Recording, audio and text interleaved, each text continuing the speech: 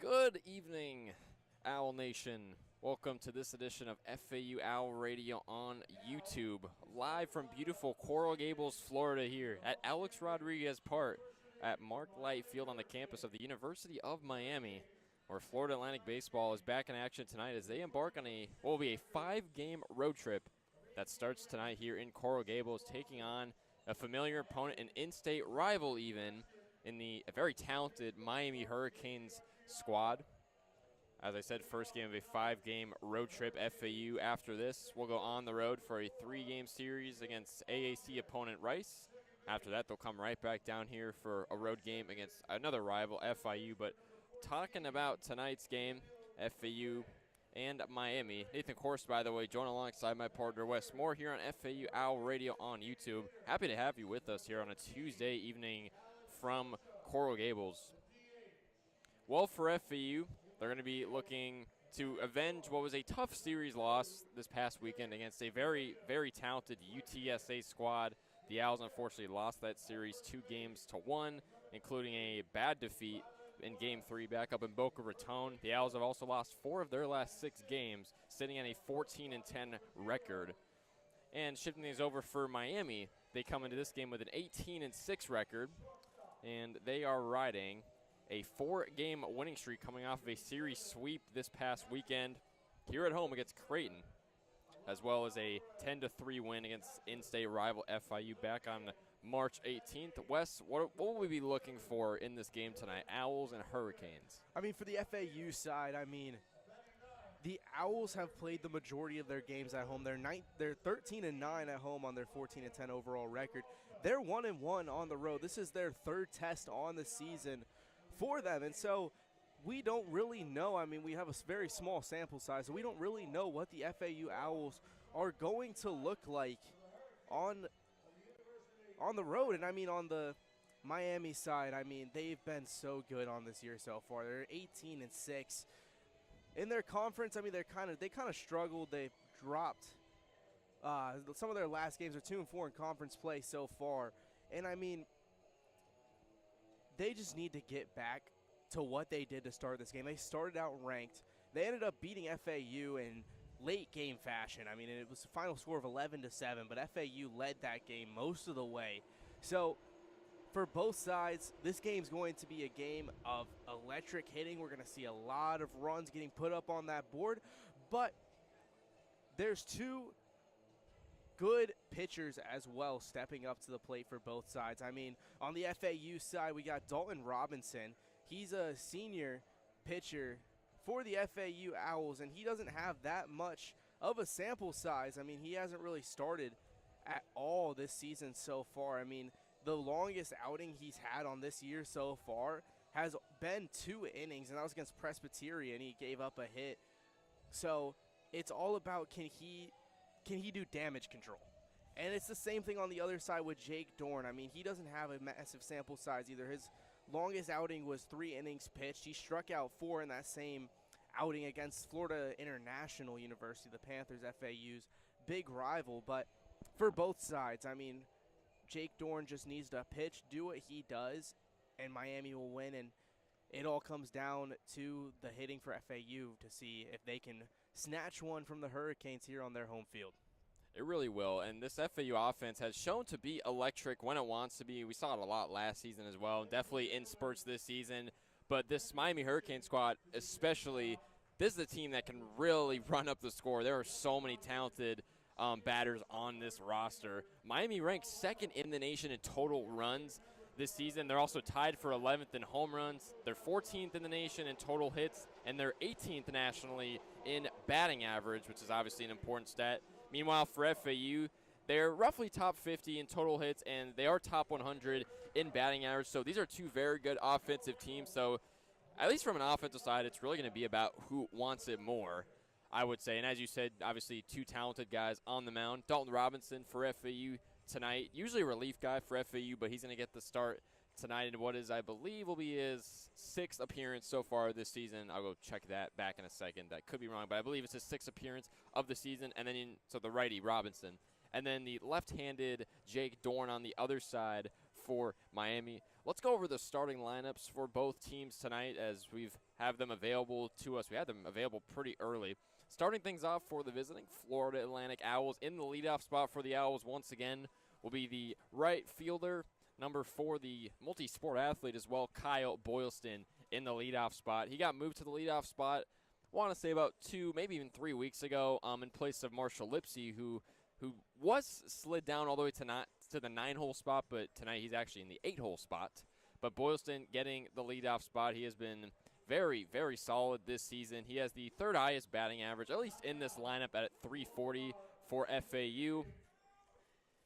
Batting second for the Owls will be the 3rd baseman, number 9, Nick Romano. Has had some struggles as of recent, but overall has been pretty solid on the season. In the 3-hole spot will be the left fielder, number 6, Michael Peraza. He has definitely been one of the better players, one of the better stories for FAU this season. Peraza, the West Virginia transfer. Batting cleanup for FAU will be the 2nd baseman, John Martinez. Martinez, another guy that has had a very, very good, more than solid season. Martinez batting .348 on the season. Batting 5th will be the DH for FAU tonight. It's going to be number 2, Brett Patton, followed up by the 6-hole spot in first baseman, Patrick Ward. He gets the start tonight. Batting 7th for FAU will be the shortstop, number 5, Brando LaRue. Brando LaRue, the preseason American Conference first-team honoree. LaRue has definitely had many struggles this season. He's definitely been a rut. In his last 13 games, he has batted just .111, and in his first 11 games of the season, he batted, I don't have the number in front of me, but he batted a roughly a little over .340, so he's definitely in a rut right now. He's going to look to turn things around tonight. Batting 8th for FAU, as mentioned before, will be the center fielder, Marshall Lipsy, the preseason American Conference Player of the Year. Unfortunately, hasn't lived up to that so far, but still plenty of season left, still plenty of time for him to turn that around. Good opportunity tonight to do that against a very good Cane squad. And then at the end of the batting lineup, batting order for FAU will be the catcher, number 29, TJ Gramasty. So he gets the start in the 9-hole spot tonight. And then, of course, as mentioned before, on the mound for FAU is senior right-hander Dalton Robinson. Shifting things over to the hometown Miami Hurricanes here in Coral Gables. In the leadoff spot for the Hurricanes will be the 2nd baseman, number 4, Jake Ogden, who's batting .250 on the season. Followed up in the 2-hole spot by the 3rd baseman, number 14, Daniel Cuvée, who has been one of the better batters for the Hurricanes this season, and definitely more reliable bats on this team. In the 3-hole spot for the Hurricanes will be the DH, number 13, Alex Sosa. Batting cleanup would be the right fielder, number 2, Derek Williams. Batting 5th will be the first baseman, number 30, Brylan West. Brylan West had, when these two teams, the Owls and the Canes, matched up a month ago, Brylan West was probably the most efficient in that game. He went 3 of 5 batting with a couple of RBIs, had a very good game back up in Boca Raton. Batting 6th for Miami will be the shortstop, number 0, Vance Shahan. Batting 7th will be the catcher, number 37, true freshman Alonzo Alvarez, the switch hitter. In the 8-hole spot will be the left fielder, number 47, Dylan Dubovic. And batting 9th for Miami will be the center fielder, number 17, Fabio Peralta. And then, as mentioned before, starting pitcher for the Miami Hurricanes tonight will be number 44, the left-handed Jake Dorn. Well, that'll just about do it. Just about wrap it up for the FAU Owl Radio pregame show.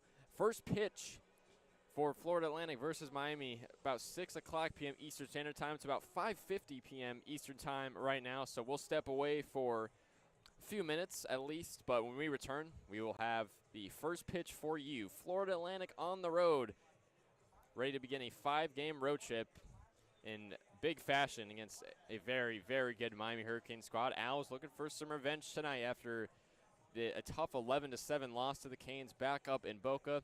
As Wes mentioned before, was spearheaded by a 7-run inning, 9th inning by the Hurricanes back up in Boca Raton. We'll be right back here on FAU Owl Radio on YouTube. Don't go anywhere.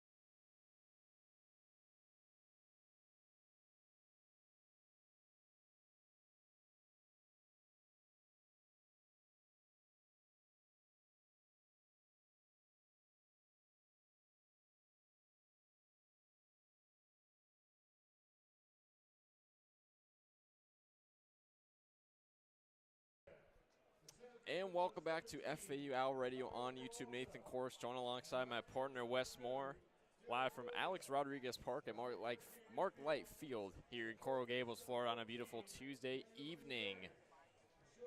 Just moments away from the first pitch here. Let's briefly go over the starting lineups once again. I went over them pregame, but we'll fly through them right before first pitch. FAU, of course, will be up to bat first. It'll be Boylston, Romano, Peraza, the first three due up. After that, Martinez, Patton, Ward, LaRue, Lipsy, and Gramasty for the lineup. Dalton Robinson on the mound for FAU. And the defensive positioning, the defensive starters for Miami, their starting pitcher, of course, the left-hander, number 44, Jake Dorn. The catcher, true freshman, number 37, Alonzo Alvarez. Playing first base, number 30, Brylan West. Second baseman, number 4, Jake Ogden. Third baseman, number 14, Daniel Cuvée. The shortstop, number 0, Vance Shahan. And then in the outfield for the Hurricanes, the left fielder, number 47, Dylan Dubovic. Playing center will be the number 17, Fabio Peralta. And then in right field will be number 2, Derek Williams. As Jake Dorn is warming up as of right now. And Wes, how excited are you for this matchup? And a chance for revenge for the Owls tonight after that tough 11-7 loss to the Canes back up in Boca, as mentioned before. A game where FAU led that thing 7-4 going into the final inning of play, but Miami would go on to rattle off 7 straight runs in the bottom of the 9th. So, I mean, what do they got to do tonight to avoid doing that? Because this is a Miami team that, especially, I mean, obviously we know the offensive firepower they have, but especially playing from behind, Miami has been there, done that. They know how. Yeah, I mean, FAU, there's really no excuse to giving up 7 runs in the bottom or top of the 9th inning. I mean, that's just a disastrous outing for any pitcher. But the thing is, you can't throw that all on a pitcher either. I mean, everything has to work simultaneously together on a baseball field for a defense to work out. The pitcher has to put pitches in the strike zone. The pitcher has to make the players hit the ball. But after the players hit the ball, it goes down to the fielders to make the plays, to limit any further damage, and FAU just really struggled to get all of that working together. So they just need to work as a single unit. And I mean, starting off, they're going to have a lineup that's very, very talented offensively. I mean, everybody besides 3 players on this lineup is hitting under 300. I mean, 2 of those 3 players that are hitting under 300 is Marshall Lipsy and Brandon LaRue, 2 guys who we know can explode offensively. And I mean, TJ Gramasty, on the other side, the batting 9th, he's going to catch for tonight. He's the real big question in this lineup. I mean, he hasn't hit great, but he has a small sample size, so we'll see what he can do today. Well, here we go. Kyle Boylston stepping up to the batter's box with Jake Dorn on the mound, and we are all set to go here from Coral Gables. FAU rocking their all-white jersey and pants tonight with blue helmet. Miami, they're rocking a slightly different look. They're going black jersey and hat with white pants combo tonight. So Boylston against Dorn to get us started here in Coral Gables. Dorn, here's his first offering. Misses outside for ball number 1. The umpires for tonight's game at home plate, Travis Robertson. First base, Kelvin Boltron. Second base, Brandon Henson, and third baseman, Robert Nunez. Here comes Dorn with the 1-0 pitch. That one belted, fouled over the first base line, and the count is even at 1 ball, 1 strike. And I really like this lineup switch from the FAU manager. I mean, he's only a sophomore, but he's been electric this season so far. Boylston, of course, the baseball and football player for FAU. Here's Dorn on the 1-1. And they're going to say that caught the zone for strike number 2. Boylston thought about going around, pulled back, but it didn't matter. Boylston, as mentioned before, batting .340 on the season for FAU. He's got 2 home runs as well on top of that. Yes, he does. Big pitch coming here. The 1-2 from Dorn on its way, but it misses out and away, and the count is back even at 2 balls, 2 strikes. And you mentioned 2-sport athlete. I mean, Boylston's easily one of the early season stars as well. But he's played in every single football game as well. Yes, he has. 2 balls, 2 strikes on Boylston. Dorn rocks and fires, and Boylston swings through and misses for strike 3. Dorn with a beautiful breaking ball down the middle to set down the leadoff man, Kyle Boylston, making him 0 for 1 so far today. And now Nick Romano, the switch hitter, steps up into the batter's box for FAU. Hitting righty against the left-handed pitcher, Dorn, and Dorn delivered a beautiful slider against Boylston to strike him out. I mean, so much movement on that pitch. That's so hard to hit. Dorn from the stretch. His first pitch is swung on. Blooper in the air, going back to right center, is caught by the center fielder Fabio Peralta for out number 2. So Boylston's retired, Romano's retired, and now that'll bring up the 3-hole hitter and West Virginia transfer Michael Peraza, the left-handed sophomore. For the starting pitcher tonight, of course, Jake Dorn, the redshirt junior, the left-handed pitcher from Davie, Florida. This is his 4th appearance so far of the season and first start here in 2026. First pitch from Dorn to Peraza finds the zone for strike 1 down Broadway. So nobody on, 2 outs in the top half of the first, FAU and Miami.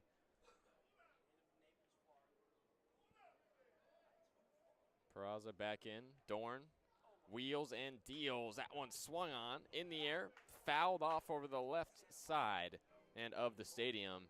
And the count is 0-2. Yeah, Michael Peraza, the left-hander, stepping in. He's been solid this year so far for FAU, part of that top 3 group that's been so hot for the Owls early this season. Big pitch coming in here, chance to retire the side. The 0-2 from Dorn is swung on, blooped into center.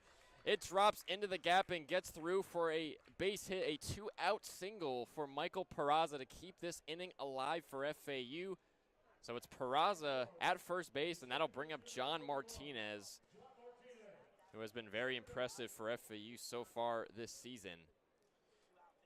I mean, pitchers like Dorn, I mean, he doesn't have a lot of high velocity speed, but it's the trickery, it's the movement in all of his pitches, and even that fastball. I mean, he's a college pitcher, he's going to make mistakes, but that was a great job by Peraza to just rip that pitch. First pitch from Dorn to Martinez, a swung on, blooped into right field, and a sliding catch is made by Derek Williams coming out of the outfield to make the grab for out number 3. That'll strand Michael Peraza, the first base runner, and that retires the side here in the top half of the first as Miami holds FAU to no runs on 1 hit, no errors, and of course 1 player left on base being Michael Peraza at first. As mentioned before, that'll take us to the bottom half of the first where the Miami offense will come up to bat with Jake Ogden due up along with Daniel Cuvée and Alex Sosa when we return on FAU Owl Radio on YouTube.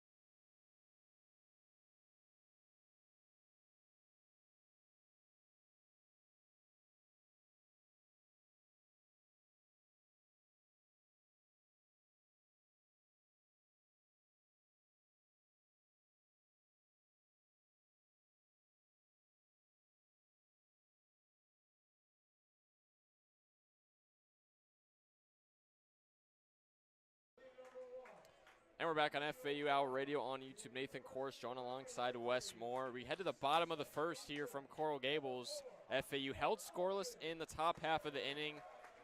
They were able to get a single from Michael Peraza, but he was stranded as FAU went down 1, 2, 3, 4 in order. And now Miami comes up to bat with leadoff man right-hander Jake Ogden against Dalton Robinson, the right-handed senior.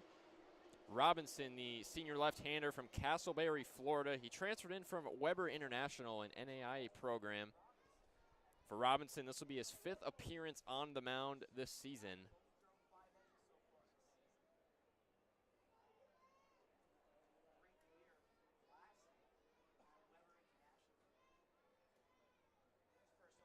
First pitch from Robinson misses out and away to Jake Dorn. The count is 1 ball, no strikes. This is easily the best lineup that Dalton Robertson's going to have faced to this entire season so far. Definitely will be. Robinson on the 1-0.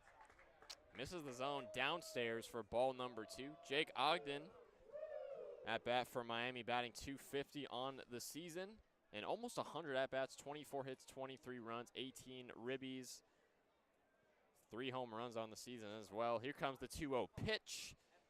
And misses the zone down low again for ball number 3. Ogden showed bunt, but ultimately pulled it back, and he is well in the driver's seat here in the leadoff spot.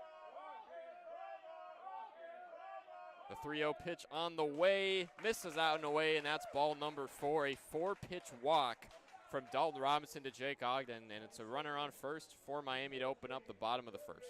I mean, walks are bad, but leadoff walks are even worse. It just gives your opponent even more of an opportunity to score because you haven't seen the pitcher yet, so he's going to try to get pitches in the zone. And, I mean, walking him is just going to make him try even harder, and he might give up some weak stuff. First pitch from Robinson to Daniel Cuvée, the right-handed batter, misses the zone for ball number 1. Cuvée batting .337 on the season with 10 home runs here in 2026. The 1-0 pitch on the way, swung on, fouled off behind the plate and onto the screen. And it's 1 ball, 1 strike on Cuvée, the junior. So it's Ogden on first, no outs here in the bottom of the first. Pitch from Robinson on the way, finds the zone for strike number 2. So Robinson walked Jake Ogden. That was his 5th allowed walk of the season. Will be interesting to see what we get from Robinson tonight. Obviously, this is only, as mentioned before, his 5th appearance on the mound. As he is going to check Jake Ogden at first, but he scurries back in safely on the bag.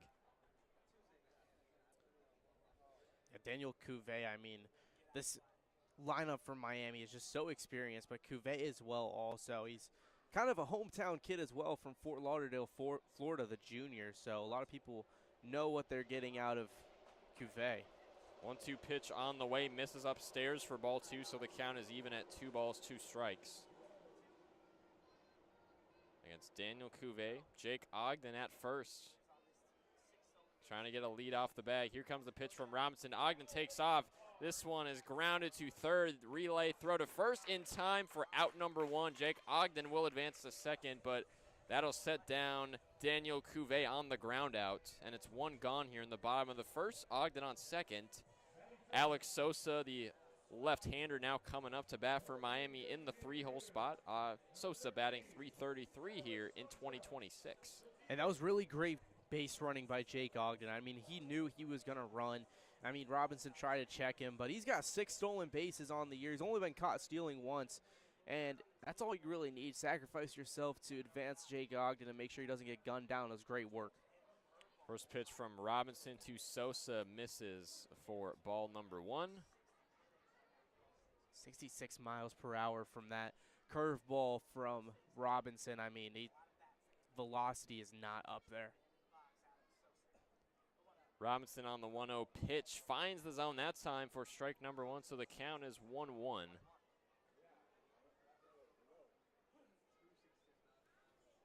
It's the DH, Alex Sosa. Sosa batting .333 so far on the season. Here comes the 1-1 pitch. That one in the air to left field. Back in foul territory. Back chasing it is Michael Peraza, but it goes out of play. And the count is 1 ball, 2 strikes on Alex Sosa. Yeah, the thing that Robinson really does that confuses hitters is he'll give you that really slow curveball or changeup coming in around like 66 miles per hour, and then he'll just speed it up for you, giving you 82, 85 miles per hour. And even though like that's 20 miles per hour difference, that just messes up your timing. As you saw there, you got a good piece of that ball, but he just sent it foul, put it in a little bit early. Baseball is a mind game after all. First 1-2 pitch from Robinson, swung on, lined, but it pulls foul just beyond the first base line, and we'll do it again at a 1-2. As I just mentioned, that's another curveball coming in around 69 miles per hour. I mean, the pitch right before it was 86, so 86, 69, that messes up your timing so much, and that's what makes Robinson so hard to hit. So another 1-2 pitch coming up for Robinson against Sosa. It's one runner on. It's Ogden standing in at second for the Hurricanes with the lead off the bag. FAU infield has shifted to the right side. Next pitch swung on, grounded. Pitch was bobbled by the second baseman. Rounding third is Ogden. He's going to come home and score. The relay throw to second, not in time. And it is an RBI double from Alex Sosa, and it's 1-0 Hurricanes here in the bottom of the first. That was disastrous by Kyle Boylston. I mean, you have to know situational baseball. You have to know that you cannot let that ball get by you because there is a speedy player on second base, Jake Ogden. I mean, that's just a horrible, tragic error from Kyle Boylston. He doesn't really make that many errors on the season. I mean, he's been really solid for FAU fielding and hitting, so it's just a tragic mistake by a sophomore. First pitch from Robinson to Derek Williams. Misses away for ball number 1.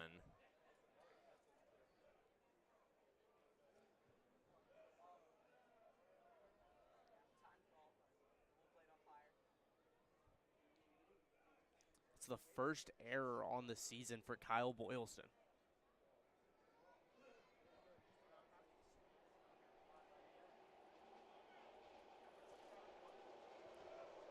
Robinson looks back at second on Sosa as he deals the pitch to Derek Williams. Misses out and away again. It's 2 balls, no strikes. 1 gone here in the bottom of the first. 1-0 Miami leads. Yeah, the senior hitting in the cleanup spot for University of Miami. He's hitting .419 for his team. That's easily the best on the team so far as he rips that one. Next pitch swung on, popped up in center field. FAU looking to track this one down, and they will. Marshall Lipsy pedaling under that one for out number 2 to retire Derek Williams. And now you get Brylan West coming up, the senior who, as mentioned pregame, had a very good performance against FAU back a month ago, back up in Boca Raton. And Marshall Lipsy, I mean, he's been struggling at the plate to start the season so far, but he has been a great fielder for the FAU Owls to start this season.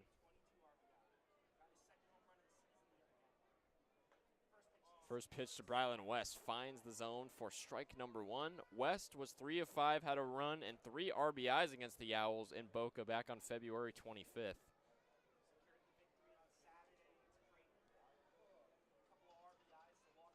The 0-1 pitch misses out and away and skips in the dirt for ball number 1. So it's 2 outs here in the bottom half of the first. Miami leads this one 1-0 over FAU. It's Alex Sosa standing in at second after the fly out from Derek Williams as West digs back in now. Big pitch for Robinson looking to retire the side. Here comes the 0-2, but he'll miss out and away, and that's ball 1.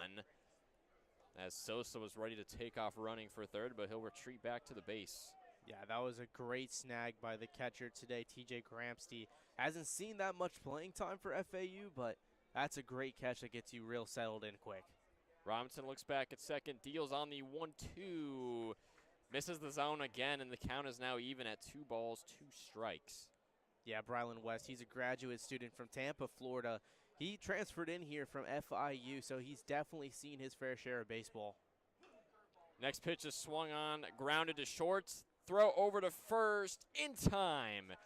Brando LaRue to Patrick Ward on the 6-3 put out to retire the side here in the bottom half of the first. FAU with some damage control right there from starting pitcher Donald Robinson, but Miami was able to bring in a run off of a fielding error, and it's 1-0 Hurricanes as we will head to the top half of the second. After one full inning of play, of course, 1-0 Miami. 1 run, no hits, 2 errors here in the bottom half of the first. We'll be right back here on FAU Owl Radio on YouTube.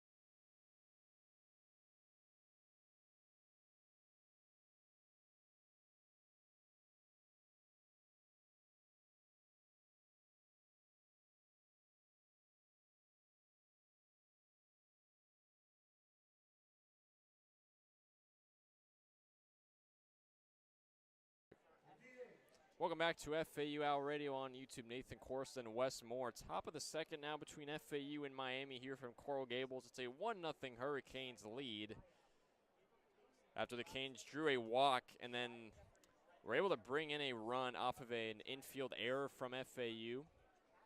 But now Brett Patton stepping up to the plate for the Owls as he will look on for ball number 1 downstairs. It's 1-0 on Patton.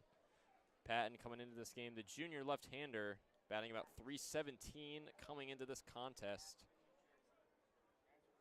The West Virginia transfer for FAU. Here comes the 1-0, and that paints the black for strike 1. Yeah, Brett Patton, I mean, he's played in 19 games in this season so far, but every single one of those games he started. So he had to sit out for a little bit for some unknown reason that we're not aware of, but he's definitely one of the guys that's been playing a lot for these Owls. 1-1 pitch misses out and away. The count is 2 balls, 1 strike. Patton had a solid series against UTSA this past week, and FAU unfortunately lost 2-1. But 4 for 11, 2 runs, 2 RBIs, and a walk for Patton, so not too shabby against the Roadrunners.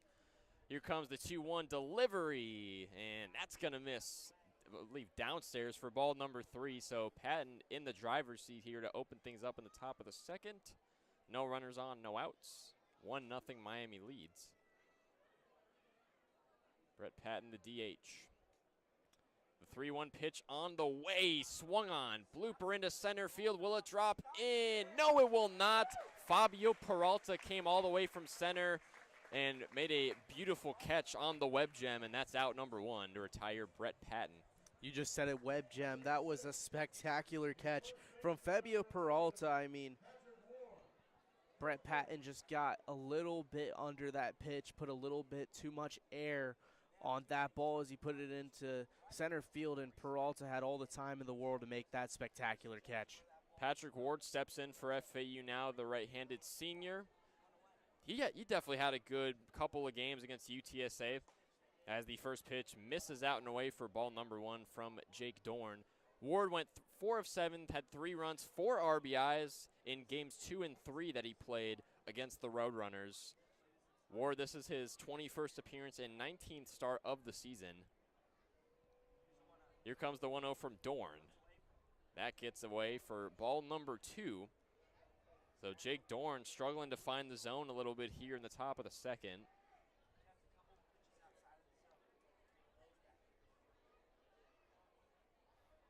Two balls, no strikes. Dorn from the stretch, rocks and fires. Swung on in foul territory to left field. Miami trying to track this one down, and they will do just that. Vance Shahan was the one that tracked that one down, the shortstop for Miami, and that's out number 2 in the top of the second to retire Pat Ward. Shahan had all the time in the world to go track that baseball down. Not the best at-bat you want to see from a guy who he struggled early and then obviously turned it on to put his batting average back above 300 for the Owls, but not a great first at-bat for the Owls, who already find themselves down early. Brandon LaRue stepping in now in the 7-hole spot for FAU with 2 outs already as the first pitch from Dorn paints the black for strike 1. Brandon LaRue, of course, the struggles have been real for him in his last 13 games. As mentioned pregame, just 111 batting average and didn't play much better in the UTSA series. Just 1 for 9 with 1 RBI. Next pitch swung on as it rolls just foul. Never mind, it was a fair ball, and the relay throw over to first base. Brylan West is in time, and that's already out number 3 here in the top half of the second to retire the FAU side. Yeah, that ball just dribbled down the third base line. That was great awareness from Cuvée, just knowing, okay, LaRue's running slow to the first base line. He doesn't think that ball's going to stay fair. But Cuvée understands that, realizes it, picks up the ball, throws it to first, gets the out. That's just great defensive awareness from the third baseman for the University of Miami Hurricanes. So the Owls go down in order. I believe that was, they go down 5, 6, 7 in order is what I meant to say on the 5-3 put out to end things off by Brando LaRue. We'll head to the bottom half of the second where Vance Shahan, Alonzo Alvarez, and Dylan Dubovic will be due up for the Hurricanes when we return on FAU Owl Radio on YouTube.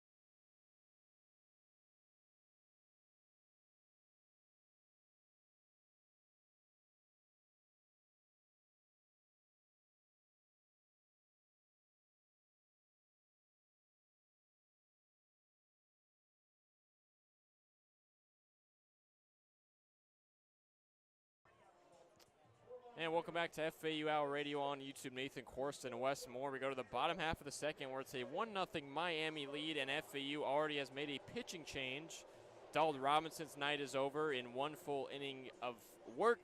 Allowed 1 run, 1 walk, and 5 batters faced. It'll be the junior right-hander Ryan Buckler now on the hill for FAU, and 18th year head coach John McCormick as he will face Vance Shahan, who is going to take ball number 1 down low.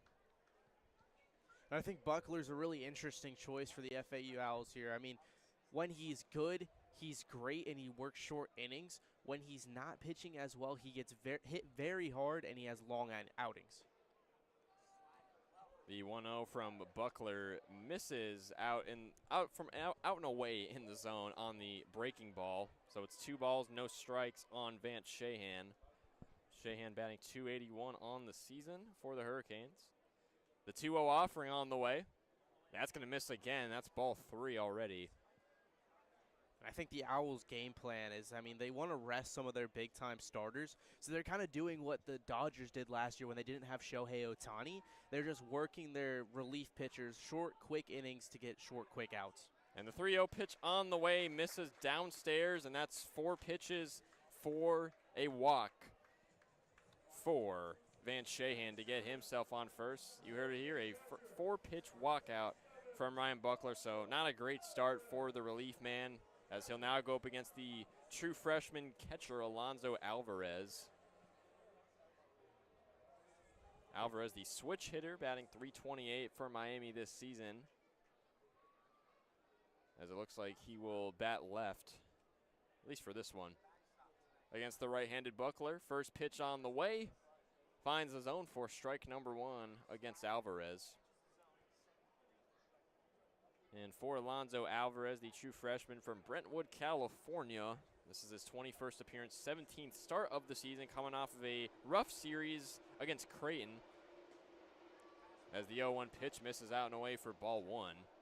Alvarez just 0 for 7 at the plate, 1 run and a walk in games 1 and 3 against the Jays of Creighton. So it's Shahan at first. Dylan Dubovic in the on-deck circle, as Buckler is going to check Shahan at first, but he'll dive back in safely. Patrick Ward at first, John Martinez playing second, Brando LaRue the shortstop, Nick Romano the third baseman, and Peraza, Lipsy, and Boylston in the outfield from left, center, and right. Next pitch is swung on, grounded over the first baseline, and fouled to Miami's dugout, and the count is 1 ball, 2 strikes on Alvarez. The thing with Ryan Buckler, I mean, he played 1 season at Virginia Tech before coming over to Paradise to play for the FAU Owls. I mean, he only appeared in 4 games for Virginia Tech, and then when he came over to FAU, he appeared in 18 games with 1 start, and he's kept up with that work here this season as well. Buckler's going to check Shahan at first. The pickoff attempt no good, as Shahan once again will dive back in safely. Yeah, that's not a bad idea to try to pick him off there. He's got 4 stolen bases on the year, 100%. He's stolen every base that he's attempted. Next pitch from Buckler on the 1-2 is an off speed that misses out and away. And the count is 2 balls, 2 strikes. Shahan walked to first. That was Miami's second drawn walk of the ball game already. Buckler from the stretch. Here's the 2-2. Misses out and away as Shahan's going to take off for second. Slides in the throw to second, not in time. And Vance Shahan is going to steal second, his 5th stolen base here in 2026 to put himself in scoring position. So not what you want if you're FAU. And even though Ryan Buckler already tried to pick him off, Vance Shahan had a huge lead. So that was just a really easy stolen base for him. As the 2-2, and Shahan is going to steal third now off before the pitch. So make that 6 stolen bases now for Vance Shahan. Just absolutely playing games with this FAU infield at the moment. Back-to-back stolen bases for him. And that was a bad pitch from Ryan Buckler. It was the 4th ball, so he ended up walking him, Alonzo Alvarez. But you cannot put a pitch inside when you're throwing it, because it allows the batter to be sort of a guard and kind of block the vision of the catcher, so the catcher can't jump up as quickly to throw it to third to try to get him out. I mean, that was just great awareness from Shahan. I mean, 2 stolen bases on 2 attempts in this game already, and just poor pitching, a poor debut so far for Ryan Buckler. We'll see if he can settle down here. I mean, he's got time to do it. He definitely does, as we had a quick meeting at the mound. Hunter Cooley, FAU's pitching coach, as well as the FAU infield and some of their outfield, trying to calm their relief man down in Ryan Buckler as he goes up against Dylan Dubovic. Dubovic, the right-handed batter, true freshman, batting .356, and it's runners on the corners for the Canes. First offering from Buckler, misses out and away. That's ball number 1. It's Alvarez standing in at first, Vance Shahan standing in at third after back-to-back stolen bases just a couple minutes ago. Buckler, 1 ball, no strikes. Deals the 1-0. That one swung on, popped up in the air, foul territory in the infield, but it goes out of play, and that's strike 1.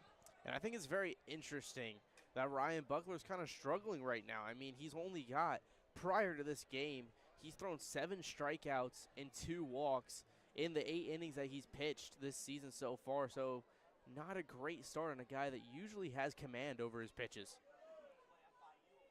The count is 1-1. Buckler deal. Swung on. Blooper into right field. Drops into the gap. That's going to bring at least 1 run home for Miami. Vance Shahan crosses the plate to make it 2-0 Miami. Alvarez advances to second. So that is an 1 RBI single from Dylan Dubovic. 2-0 Canes here now in the bottom of the second with no outs. Yeah, Ryan Buckler just tried to get some off speed in there. He tried to do a breaking ball, but just left it hanging a little bit too high. And, I mean, the Miami batter at bat for that, Dylan Dubovic, just had great vision of where the pitch was going and just managed to pull it right over the head of John Martinez. As the sophomore Fabio Peralta shows bunt, as the pitch will miss for ball number 1. Peralta, his 21st appearance, 12th start of the season. Went 5 of 10, 4 runs, a double, 3 RBIs in the series against Creighton this past weekend. And he's a Miami, Florida native. 1-0 pitch from Buckler, swung on, grounded to second. Possible double play, the throw back to first, not in time, but they do pick off Dylan Dubovic at second. So that puts 1 gone here in the bottom of the second. Tie goes to the runner. Fabio Peralta did another great job using his speed to just leg that one out. He already showed off his speed, making the fantastic web gem in center field, and showed it right then again, legging out that single for a fielder's choice.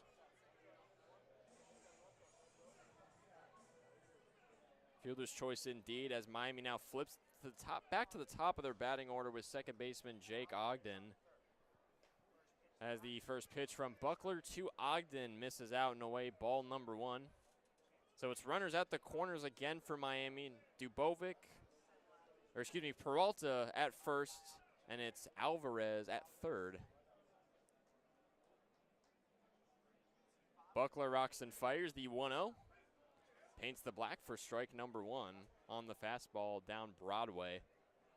Ogden he walked and scored in his last time out. Was responsible for making it a 1-0 ball game. Pickoff attempt to first base, not in time. Buckler trying to check Peralta. So yeah, Ogden was walked and scored in his last time out thanks to an E4 from DH Alex Sosa. Buckler, here comes the 1-1. That one swung on, laced. Fly ball going back to center field. Lipsy tracks that one down. That's out number 2. But that will bring in a run on a sac fly as Alonso Alvarez will cross home plate, and it's 3-0 Miami. 2 gone here on the sac fly from Jake Ogden. Yeah, Jake Ogden got a lot of bat on that ball. That was really close to clearing the wall deep there in center field. Went almost 400 feet, probably 380 on that one. And, I mean, this is another great play by Marshall Lipsy. He knew he didn't have a lot of space left to work with, leaping up to make the grab. But it does bring in another run, bringing the ERA of Buckler up to 9.35. Daniel Cuvée now stepping in now. First pitch from Buckler finds his own strike 1. 0 for 1 night so far for Daniel Cuvée after a 5-3 ground out in his last time out.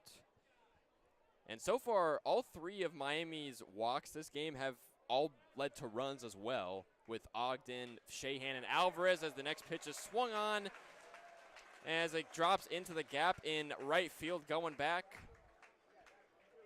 That's going to put runners back on the corners for Miami. Daniel Cuvée knocks in a 2-out single. Peralta advances all the way to third. Yeah, that's just a fastball that Daniel Cuvée knew exactly where that one was going. I mean, he tried to paint the corners, but couldn't do it exactly, and Cuvée just laced it right into the gap. Nothing you can really do about that as a pitcher, and I mean, what base running by Fabio Peralta. He knew the moment that ball left the bat that it was going to be a single, and he took off, and he's on third because of that.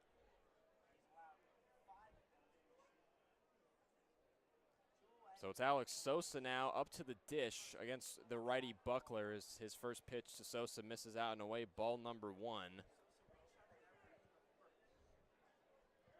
Sosa's a dangerous batter. I mean, he's got 8 home runs on the season so far. Buckler needs to pitch very carefully to avoid giving up any more damage. The 1-0 from Buckler on the way, swung on, but foul tapped over the first base line to the Canes dugout. It's 1 ball, 1 strike. Last time out for Sosa, was able to reach first on an error that ended up leading to Jake Ogden coming home for the first run of the ball game for Miami. Sosa up to the dish.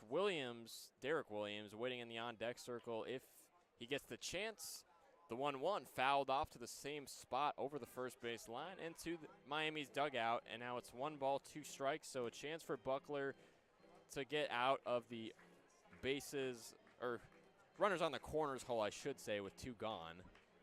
It's 3-0 Miami here in the bottom of the second. Buckler back on the hill. Roxon fires on the 1-2. Runner taken off. It's Cuvée, and he's not even going to make an effort.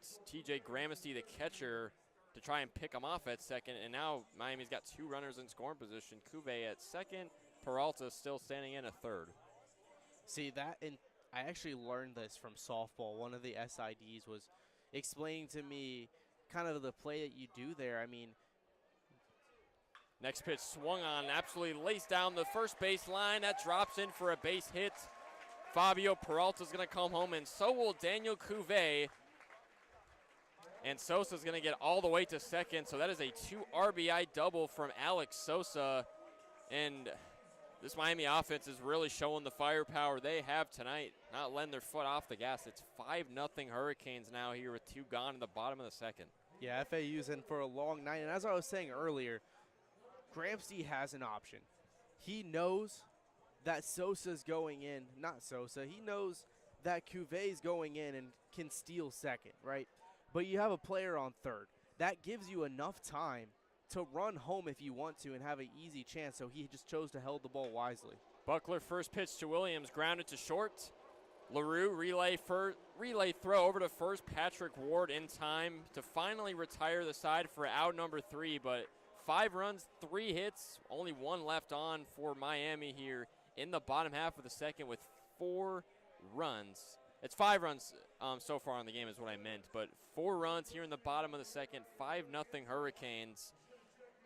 Definitely a tragic outing for Ryan Buckler. I mean, he's got the ability. You can see in his pitches that he has the ability to throw it in the zone and be able to paint those corners. He just didn't have the stuff for that inning, and Miami capitalized. They were seeing those pitches very, very well. Yeah, Miami just not letting their foot off the gas. They came this close to batting around here in the bottom of the second, but Ryan Buckler finally able to get out of the jam. And we'll head to the top of the third, where for FAU it'll be Lipsy, Gramercy, and then the leadoff man Boylston due up for the Owls when we return on FAU Owl Radio on YouTube.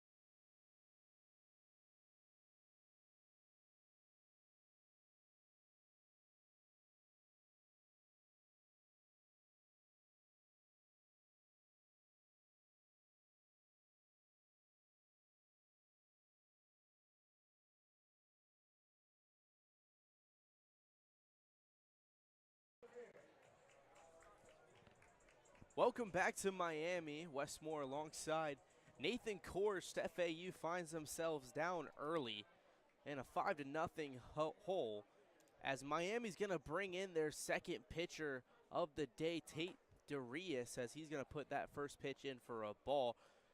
Darius, he's a sophomore out of Hamilton, New Jersey, played at Gloucester Catholic High School. So he's going to put that next pitch in low for ball 2. Hasn't had that much work so far in the season, but as the season's progressed, he's gotten more and more outings. His most recent outing against Lehigh was an absolute masterpiece, the third pitch inside, but that one's going to be called strike. His last outing against Lehigh, he was an absolute masterpiece, as I was saying. 4.2 innings pitched, struck out 9 in that outing, as that one, Lipsy, hits that one straight to the first baseman for Miami, Brylan West, to record the first out of the inning. Yeah, tough G3 for Lipsy, who gets his first crack at this one. Obviously, Lipsy's had his struggles this season, so not the way you'd want to start the ball game for him. But you get a good chance for TJ Gramercy, the 9-hole hitter now, stepping up to really make a play, try to get FAU on the board, hopefully. Yeah, TJ Gramercy definitely has power. Hasn't really showed up in average this season so far. The first pitch is ripped down into right field. That one's going to drop. Williams there to throw it in to Ogden to limit any further bases. But TJ Gramercy going to get the second hit for FAU this game so far, and that's going to bring up the top of the order, Kyle Boylston, who's been on an absolute heater.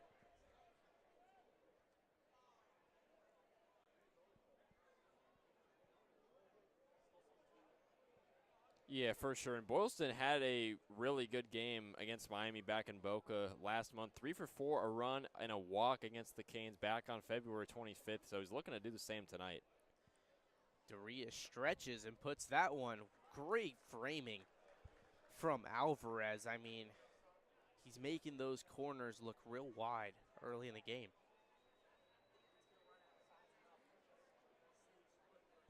It's Darius sitting, getting his sign, getting set to put the next pitch in. He's going to stretch, deliver that one out way outside. Alvarez making an athletic grab, making sure Gramercy isn't able to take second. Tate Darius, sophomore pitcher, 20 strikeouts, 12 walks on the year. Stretches, gets set, delivers that one. Kyle Boylston pops that one very, very high, but out of play. And the first baseman, Brylan West, almost leaped over the fencing on the dugout for Miami, trying to track that one down, but it went on top of it, so he had no chance of getting that one. But got to love the effort from the first baseman. You would have had to jump over the dugout, on top of the dugout, then into the box seating for some of the alumni for the University of Miami. So would have been very impressive to make the catch, but just ran out of room. As Tate Darius gets set for the 1-2 pitch. That one's outside, 2-2 count for Darius. That one came in at 84-mile-per-hour fastball on his 9th pitch of his outing. And Boylston, of course, 0 for 1, coming off a strikeout swinging, so he'll look to turn that around here in a, well, it's a big pitch here in an almost payoff situation. 2-2 count. Tate Darius getting set, and Boylston is going to foul that one back and way out of this ballpark. Check your cars, ladies and gentlemen, after this game. Make sure there's no damage done. That one came in as 95 miles per hour. Darius showing off his ability to throw some heat. The 2-2 pitch coming in from Tate Darius. That one just barely outside. Miami fans voicing their displeasure on that one. And Wes, you say check your cars, but there is also a Metro train right to the right of us at the stadium that goes by every now and then. You got to wonder if that ball has ever tapped the top of that train or not. The 3-2 pitch, Darius puts that one in low for ball 4 walk. Kyle Boylston shows discipline. He's going to take first as well. And TJ Gramsty advances to second, and here's an opportunity for Nicholas Romano, batting .299 on the year. He's a senior switch hitter. He was batting right for his first at-bat. Now he's batting lefty against the lefty pitcher, Darius. Darius gets set, delivers that one right down the middle for strike one. Nick Romano maybe thought it was a bit low, but you could see from here that that was in the zone. Very good opportunity here from FAU. Of course, the last thing you want to do if you're Romano is possibly hit into a double play. The delivery, that one is very much low. Alvarez, another great job to block that one from going by. The 1-1 pitch, 1-1 count.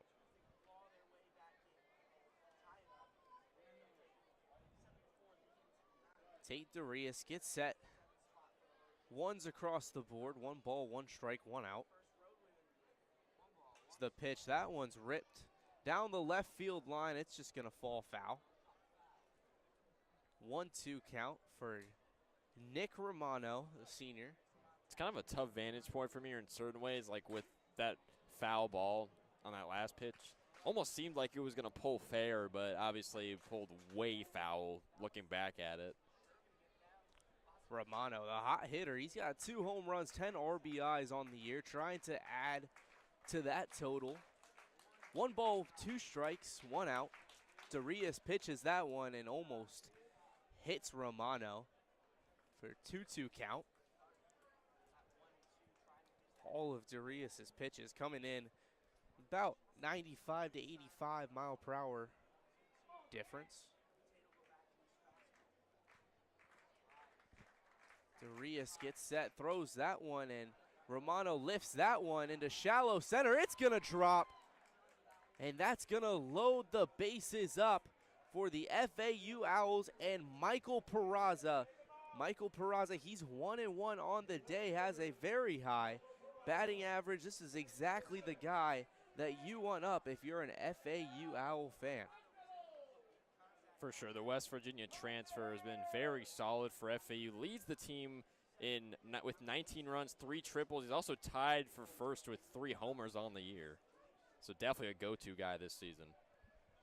Darius gets set to throw it to Peraza. Peraza fouls the first pitch back for strike one, 0-1 count. 1 out on the inning. And a wonderful chance here for Michael Peraza to change this game. Darius is set, gets the sign, stretches, delivers. Peraza rips that one into left center field. That's going to drive in 1 run and keep the bases loaded for John Martinez. Oh, here comes in Boylston. Boylston makes it home as well. FAU gets 2 runs to make this game 5-2. FAU, there's new life. And up to bat is John Martinez, exactly the guy you want to bat for the FAU Owls. And now we get a meeting at the mound. Tate Darius and his entire Miami infield, just back-to-back great, hits from FAU. Just really dropped right into the gap just past the Miami infield. The bats have come to play this inning for FAU. They've been needing it in the worst way possible, and now it's 5-2 Hurricanes. Still lead, but FAU has life, Wes.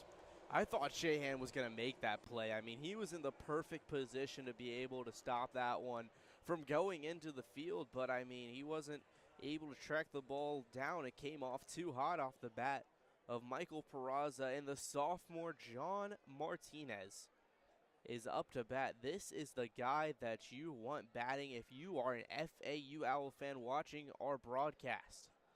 Tate Darius gets set, throws a disgusting slider that gets Martinez off balance. He's going to swing at that first one. 0-1 count, 1 out here in Miami, Florida. Wes Moore alongside Nathan Korst here on Owl Radio. Tate Darius throws the 0-1 count. Martinez just going to plop that one up. And great awareness from Jake Ogden. Nicholas Romano thought that one was going to fall into the gap, and he gets caught a little bit too far on second base. Darius gets out of too much trouble, but we have a 5-2 game here.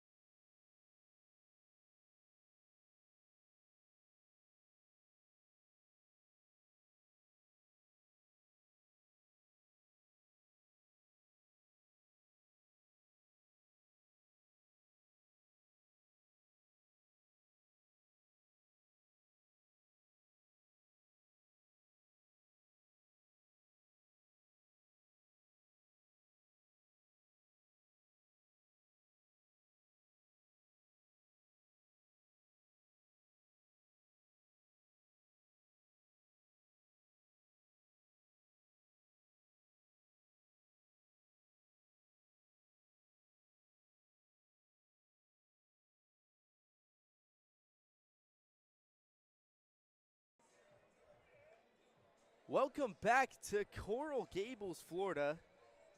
Here for FAU baseball facing the Miami Hurricanes, and FAU put two much-needed runs off of the bat of Michael Peraza. And FAU, after a tragic inning from Buckler, is going to bring in the experienced Cameron Horner, transfer grad student from Ave Maria, the right-hander, 5'11", 190 pounds, and he's been very solid for FAU this season so far. I mean, he pitched against Villanova, FGCU, Iowa, Notre Dame, definitely the best lineup he's facing as he puts that first pitch, clips the bottom of the zone for strike one to Brylan West, his second time up at bat. He's 0 for 1 on the day. Horner puts the next pitch in. That one's very much outside for ball one. Yeah, last time Horner was on the mound wasn't too long ago, back on March 17th against FGCU, a game FAU definitely would like to forget, back up in Boca Raton. They took a brutal beatdown as that one goes in for strike two. Good command from Horner to start this one, this outing. He's got 3 walks and 3 strikeouts on 2.2 innings pitched, but he is very experienced, coming from Ave Maria, grad student. As the 1-2 pitch goes in, that one's outside for 2-2 count. Horner was just put in that FGCU game to basically just do damage control. FGCU was brutally beating down on the Owls. As the 2-2 pitch comes in, that one is fouled off right to the backstop. Almost hits Vance Shahan on the on-deck circle. Brylan West hitting .375 on the year for the Miami Hurricanes. As he steps in the 2-2 count, that one's low and outside. 3-2 count, no outs here. Brylan West facing the new pitcher for the FAU Owls, Cameron Horner. FAU down 5-2 early. It's the stretch and the delivery from Horner. Nathan, I mean, this is just tragic from FAU pitching. There's been 3 different pitchers for FAU in 3 innings. Every single one of them has walked the first batter. Yeah, that's 4 walks now drawn for Miami. This is a Hurricanes team that draws a lot of walks against really any pitcher so far this season. That's one of their, not go-tos, but that's one of the things they're known for, is that they simply get on base, whether it's a hit or it's a walk, and they've done that so far tonight. That brings up Vance Shahan as a very, very wild pitch from Cameron Horner goes right to the backstop, and Brylan West is going to take second base. I mean, he started so well. He was tracking his pitches, but now, I mean, he's kind of throwing some weird stuff into the backstop, but he looks to settle in here for the 1-0 count against Vance Shahan. As that one goes in the zone. Nice little curveball from Horner. Vance Shahan walked and stole second and third, his first time up to bat. The 1-1 pitch from Horner is getting set.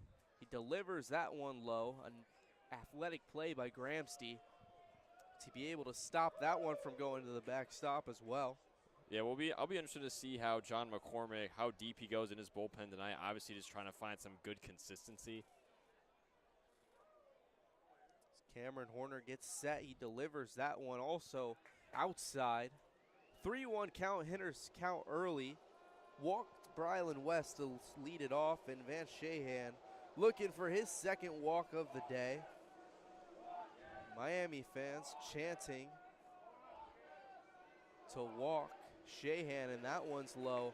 Back-to-back walks for Cameron Horner to start off his outing.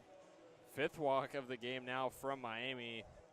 They've just been able to stay patient time and time again. As I said before, FAU just trying to find some consistency with their bullpen. They just haven't gotten it tonight. For those who don't remember, West, Kide Atatue, what got the start on the mound in the last matchup a month ago, and he played extremely well in that game, delivered a career-high 10 strikeouts, but no Atatue so far tonight, and FAU just reeling so far from their bullpen. As the first pitch from Cameron Horner goes in low, TJ Gramsty blocking that pitch from going to the backstop again. For some reason, Cameron Horner's balls are liking to go to the backstop. As the 1-0. Yeah, Wes is absolutely beside himself right now for that one. It's all good, though. Right back at it with a 2-0 count. It's that one. He's going to throw 3 straight balls. That one's inside to Alonzo Alvarez. He cannot afford to load the bases on 3 straight walks, as he's going to throw 3-0 hitters count. As that one goes behind Alvarez. Goes behind him. It hit him as well, so that's the first hit by pitch of the game, and now the bases are loaded. That was a pure tragedy of a pitch, as that's going to bring out McCormick to finish Cameron Horner's day. A tragedy of an outing for Horner, as FAU looks to make a change. Yeah, and we'll take a quick break right here on FAU Owl Radio on YouTube. When we come back in a minute, we'll see who the new pitcher is for the Owls.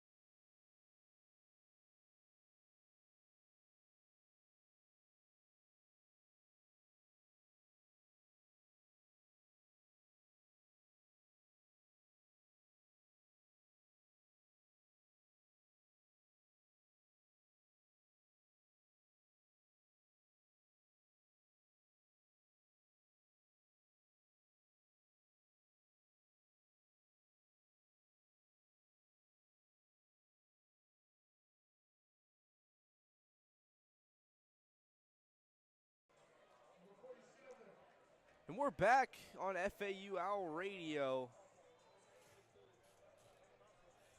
FAU Owls bringing in a new pitcher, Braden Gilson. Gilson, the junior out of St. Augustine, Florida, got some sidearm action as he throws that first pitch in for a strike. Transfer from Newberry, Florida. Transfer from Newberry College, Division II, as he throws that next pitch far into the dirt for the 1-1 count. Gilson definitely a relief guy for FAU. Technically, he has played in the most games out of anybody in this bullpen with 12 appearances, but no, definitely a relief guy. He only pitched .2 innings in the whole UTSA series in games 2 and 3.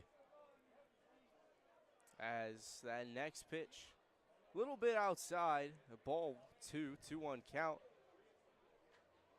The pitcher for FAU, Braden Gilson, gets set for the 2-1 pitch. Delivers, and that one in the zone, fouled off by the batter for the University of Miami, Dylan Dubovic, the freshman. He's 1 for 1 on the day, the right-hander. Braden Gilson, the junior majoring in professional studies, puts that next pitch in, the 2-2 pitch. Fouled off again for another 2-2 pitch. His favorite MLB team is the Milwaukee Brewers. He really likes Christian Yelich. So he gets set again, gets the sign from his catcher Gramsty for the 2-2 pitch. The stretch, the delivery, that one fouled off again. Almost drills a Miami fan. He's just gonna That was crazy. It hit the back wall at the top of the bleachers. It bounced once in the midsection, and then it dropped in the bottom of the stands. Fan was able to get a hold of that one as the next pitch is fouled off towards the right side of the stadium. It's 2-2. Can we just go over the fact how nonchalant that fan was too? He was Neo from Men in Black? No. I'll remember it after this 2-2 pitch. That one ripped down into right field, goes into the that goes into the bullpen. Yeah. If anyone in the comment section can please tell me who Neo is from that weaves bullets.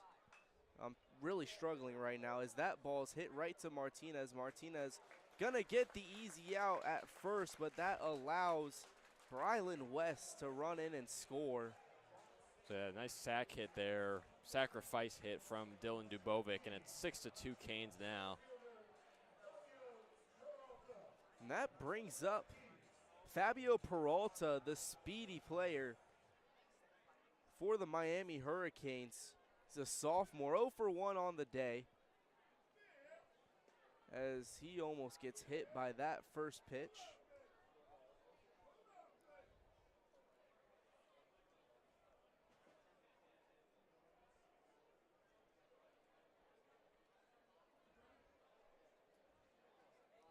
The 2-2 to Peralta paints the black for, or excuse me, that was the 1-0, paints the black for strike one. 1-1 count. Neo is from the Matrix. I finally figured it out. Took a little Google search, but figured it out for you guys as that next 1-1 pitch goes a bit outside for ball 2, 2-1 count.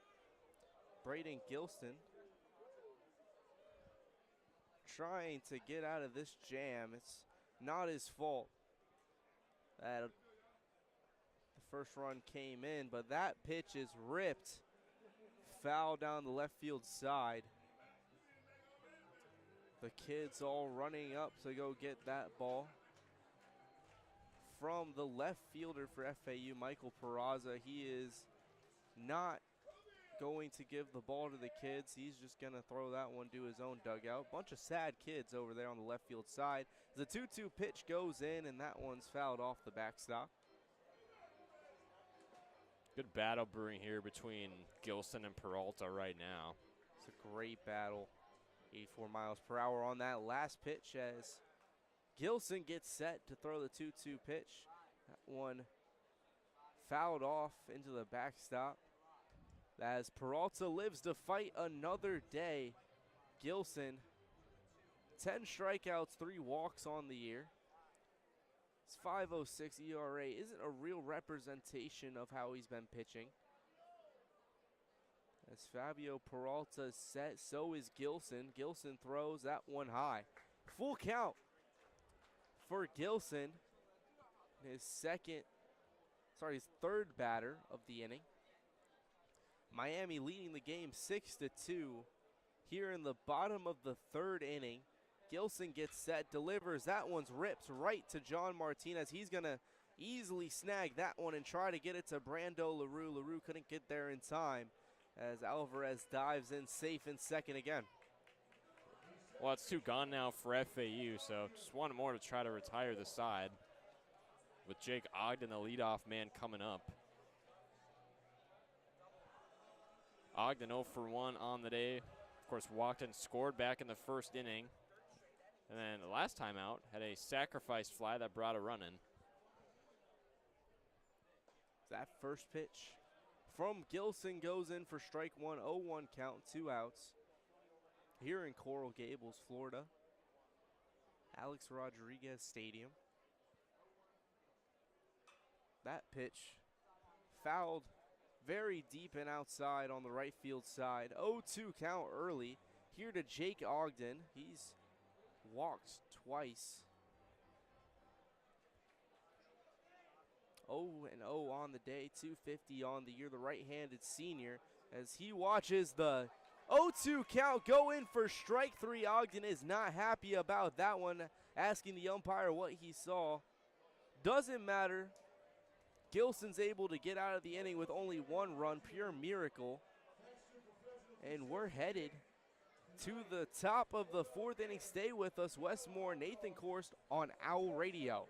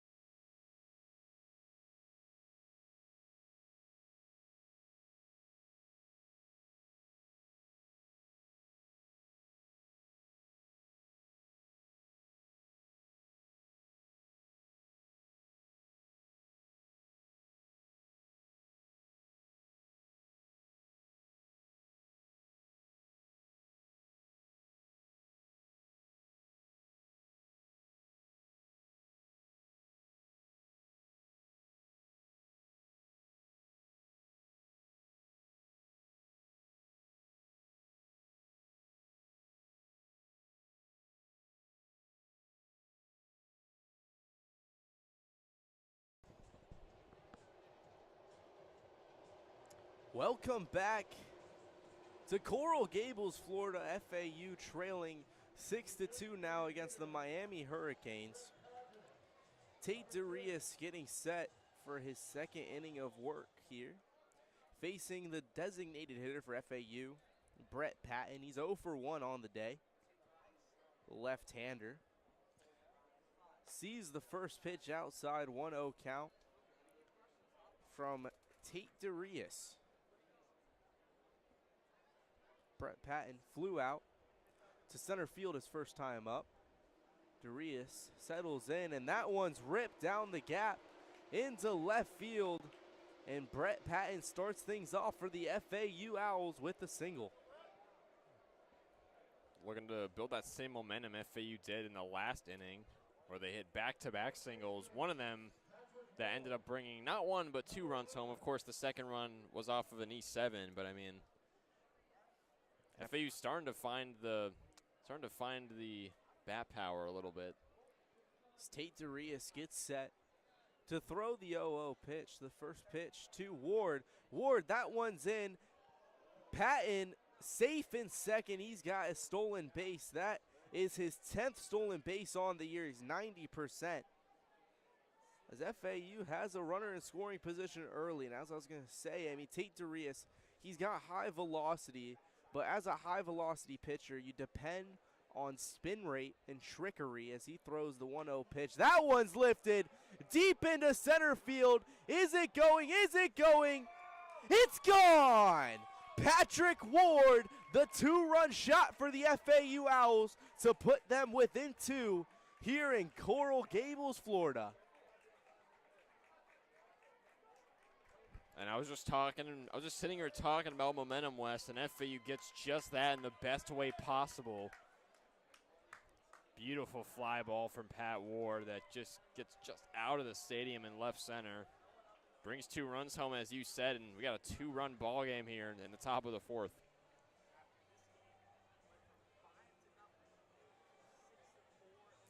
Patrick Ward is going to single-handedly end the day of Tate Darius. And looking at the line for Darius so far today, One full inning of work for Doritas, but he allowed 5 hits, 4 runs, had a walk, allowed 3 earned runs, I should say. Faced 8 batters, so 1 more than Jake Dorn did, the starting pitcher. And then, of course, just allowed that home run just a moment ago. So definitely a tough line for Doritas, and we'll see who they put on here. We'll be right back on FAU Owl Radio on YouTube.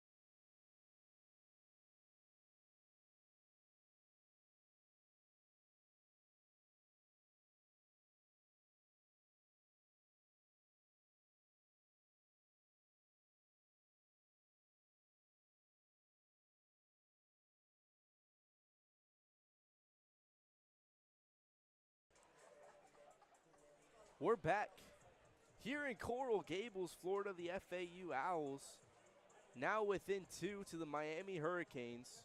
6-4 ball game here, as Patrick Ward single-handedly ended the day of Tate Darius, and that brings in TJ Coates for the Hurricanes. And TJ Coates, the junior right-hander out of Overland Park, Kansas, transferred in from Nebraska, makes his 9th appearance on the mound. And West Coates is a guy who is not going to play around. He is going to try and strike you out. 17 Ks on the season to just 5 earned runs, only 4 walks allowed. So pretty good relief option for Coates considering the options here, as he'll go up against Jonathan Lopez, who's pinch hitting for Florida Atlantic. Yeah, Brando LaRue's been struggling. That first pitch from Coates goes in, clips the zone for strike 1. Struggling LaRue taken out for Jonathan Lopez, hitting .286 on the year. 0-1 pitch comes in low for ball 1, 1-1 count. Here early in Coral Gables, Florida, as Coates gets set to throw the 1-1 pitch. He delivers that one inside. Lopez, the freshman left-hander, limited work, 7 at-bats, but he's got 2 hits. As the 2-1 pitch goes in, also inside. Hitters count here in Coral Gables, Florida. Jonathan Lopez facing TJ Coates. The 3-1 pitch, that one's low, and Lopez is going to take a free trip to first base. Beautiful work, beautiful patience there from the true freshman Jonathan Lopez, making just his 7th appearance of the season. So first walk of the ball game. Last appeared in Game 2 of the UMBC series, where he also was able to draw a walk in that one. As a freshman, you just need to get on base, do what is expected of you. That is his 3rd walk and 8 at-bats, and that brings up Marshall Lipsy to the plate.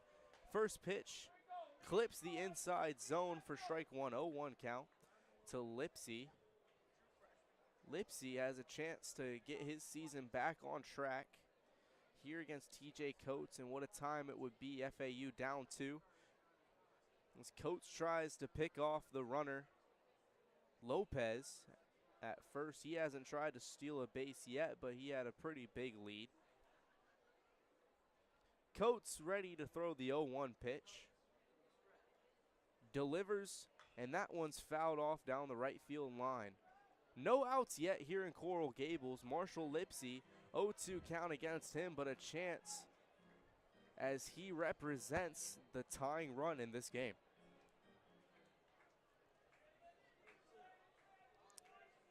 Oh-2 pitch getting set from TJ Coates, as Coates just tries to get Jonathan Lopez again out at first. Marshall Lipsy 0-2 count against him. No balls, 0 strikes, no outs.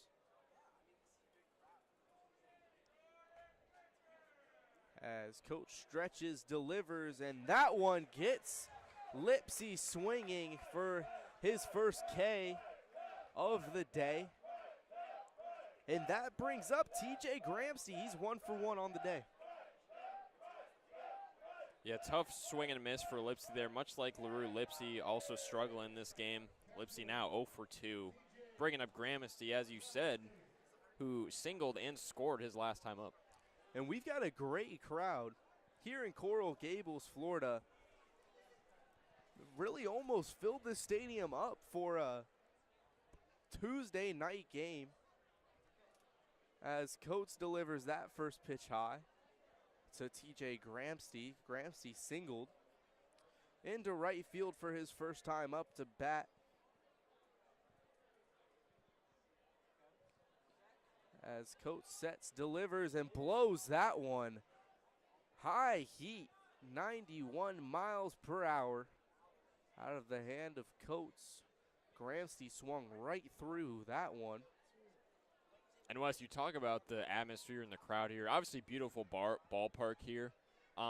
This is a stadium known for really almost selling out. Has had a lot of great crowds. I mean, Miami they've hosted UF, who obviously is one of the better teams in the country. They've hosted UCF. Both those games were almost sellouts, if not sellouts. And this game, pretty close to that mark, honestly. As Coates one's reading across the board, 1 strike, 1 ball, 1 out. He tries to pick off Jonathan Lopez again. Jonathan Lopez keeps getting decent leads every single time, and Coates is having none of that. Gramsci is set, watches that pitch, puts it down the third baseline, gets the first out at second, but does not get Gramsci at first. The fielder's choice, Lopez out at second. Gramsci safe at first. And that's going to bring up the top of the order, Kyle Boylston. It's a great job by Daniel Cuvée to get it to Ogden, and then Brylan West at first. Couldn't convert the double play, though. And Boylston 1 for 2 so far. Well, technically 0 for 1 so far on the day. Walked and scored. Scored off of an E7 after striking out in his first at-bat. But obviously Boylston, one of the better bats in this lineup. Looking to do some damage here with only 1 gone and a runner at first. Wes, good opportunity here. You mentioned one of the better bats. He's hitting straight threes for his batting average for the FAU Owls early in this season. He's set for the first pitch, and that one is very much inside. But they said he went on the check swing, strike 1, 0-1 count. Here early against Boylston. I think Boylston just tried to get out of the way of that one and just got out of luck as his bat crossed home plate. Coates is set for the 0-1 pitch. 2 outs here in Coral Gables, Florida. The stretch, the delivery, that one just a bit too high. 1-1 count.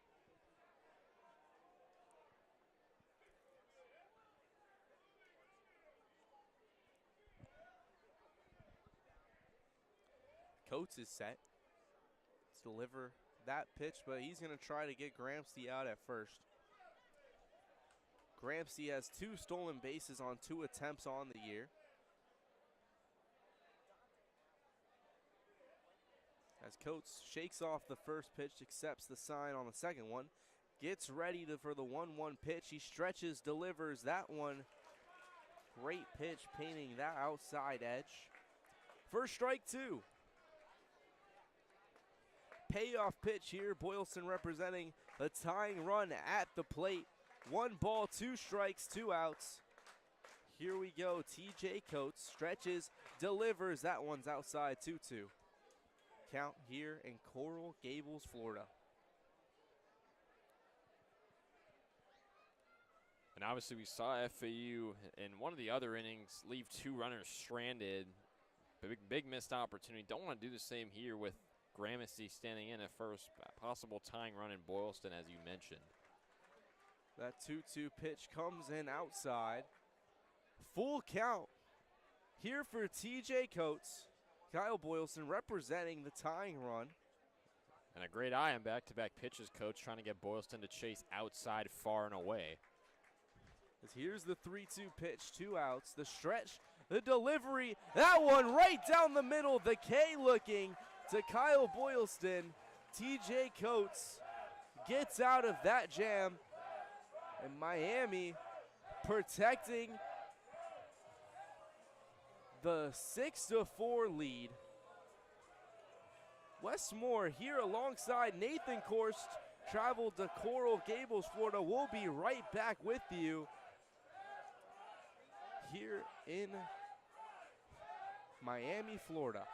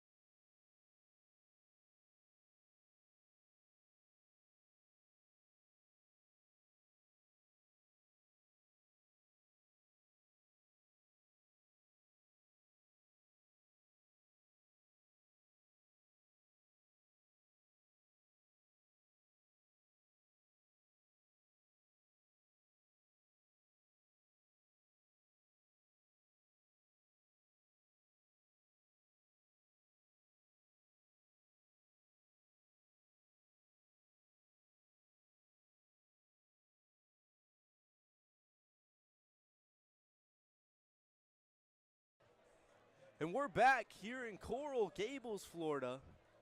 The FAU Owls trail Miami 6-4, but they bring in a new pitcher, their fifth pitcher in 4 innings. It's Brody Juntonen, the freshman out of Orlando, to face Daniel Cuvée. His first pitch gets drilled right past the third baseman for FAU. Nick Romano was unable to get to that one, as that's a leadoff single for Daniel Cuvée. And then you get the DH Alex Sosa up next, who's 1 for 2. Alex Sosa, dangerous hitter whenever he's up to bat. He had a double. A 2 RBI double his last time out. Reached on an E4 his first time up, but definitely a pretty productive day for the DH so far. First pitch from Juntonen is in. That one, second pitch of the day. He's got 8 strikeouts and 2 walks in his works so far. Brody Juntonen getting set, delivers that 0-1 count low to make it 1-1. Alex Sosa, the junior left-hander. And looking at the line for Braden Gilsoon, who came out for Juntonen, 1 full inning of work, had a strikeout in 3 batters faced, didn't allow a hit, didn't allow an earned run. So pretty small sample size, but obviously not a big leash for Gilson, but that's pretty much been the story with him all season long. And Juntonen's next pitch just a bit high for ball 2. 2-1 count, no outs yet. Brody Juntonen set, delivers the pitch. That one also just a bit high for the home plate umpire for the day, Travis Robertson. 3-1 count, hitter's count. Brody Juntonen stretches, delivers, stealing his Cuvée, and he's going to reach second very easily off of a walk. So that's another walk for Miami. That is their 7th of the game now, compared to just 2 from FAU. I keep saying it time and time again, Miami is one of the best teams in the country at simply just getting on base. Whether it's a walk, whether it's a hit, they will take it either way, and you get Williams up to bat now with 2 runners on. Daniel Cuvée on second, Alex Sosa on first, Derek Williams up to bat, the senior. He's 0 for 2 on the day, flew out and grounded out, but he's batting .409 on the year. The first pitch goes in. That one low for ball one. 1-0 count, no outs. Runners on first and second. In Coral Gables, Florida, 6-4 FAU trails. Brody Johnson on the mound.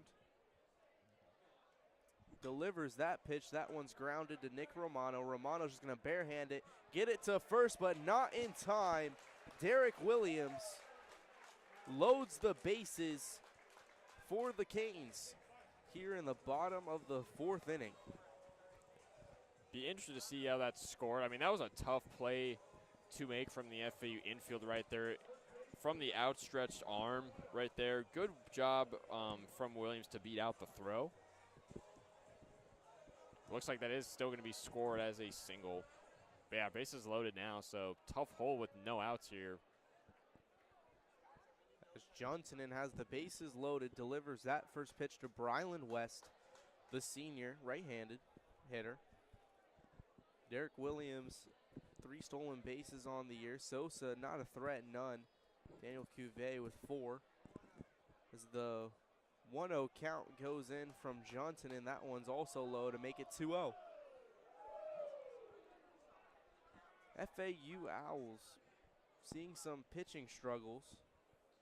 Johnson trying to get out of an early jam, delivers that one and gets West to swing for strike 1. 2 balls, 1 strike, no outs for Brody Johnson in his first inning of work. He's got 12.86 ERA on the year. Delivers that pitch. That one's flown deep into right field. Kyle Boylston, believe he runs out of room. Ran out of room. His hat also came flying off trying to track that foul ball down. Ran out of room to make the play. 2-2 count. Brylan West lives to see another day. Brody Johnson gets set, stretches, delivers. That one is barely goes foul. Nick Romano was there to make the grab, but umpire on the third base line, Robert Nunez, says no, it's foul. As another 2-2 pitch. This is very important for Brody Johnson because the bases are loaded here in Coral Gables. Brody Johnson is set, throws, delivers. That one gets the backwards K. Brylan West strikes out in a very critical moment to give some life to your freshman pitcher to get the first out of the inning. Hopefully that builds some confidence for him. Johnson, the 5th pitcher already for FAU tonight. Owls haven't had anybody go more than an inning, so hopefully Johnson can break that trend. As Johnson throws the first pitch to Shahan. That one goes by for strike 1. Gramsci checking his mask, making sure everything's okay. As the 0-1 count for Brody Johnson goes in. That one's lifted high into right field. Kyle Boylston's there to make the grab. And that was a very wild throw from Kyle Boylston. But the catcher Gramsci does a great job to limit further damage as no one's coming in to score for the Miami Hurricanes. 2 outs. Brody Johnson loaded the bases. Now he's got to get out of it. Gets 2 quick outs. But that brings up Alonzo Alvarez. The only switch hitter in this lineup for Miami, as we'll have a meeting at the mound between Juntonen and his catcher, TJ Gramsci. Just to calm Juntonen, the true freshman, down a little bit. Obviously delivered with the backwards K to Brylan West, forced a flyout to right against Shahan in the last at-bat. But got to stay solid here against the true freshman Alvarez, the switch hitter. Brody Johnson gets set to face the freshman Alonzo Alvarez. He's 0 for 0 on the day with 2 walks. As Juntonen delivers the first pitch, that's a wild pitch. Juntonen's coming in, tries to make the play at home, but scoring is Daniel Cuvée. 7-1 Hurricanes on a wild pitch from Juntonen. I mean, Nathan, could TJ Gramsty have made that play? I mean, yes, it was low. Yes, it could have been in the dirt, but he looked like he might have had the ability to block that ball. He could have. That is going to be ruled a wild pitch, as you said, so tough play for any catcher to make. As that pitch is ripped over the head of John Martinez at short, and that drives in 2 runs for the Miami Hurricanes, making it 9-4. I mean, you load the bases.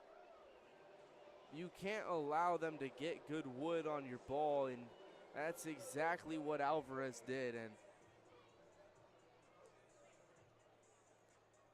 Miami goes up 9-4.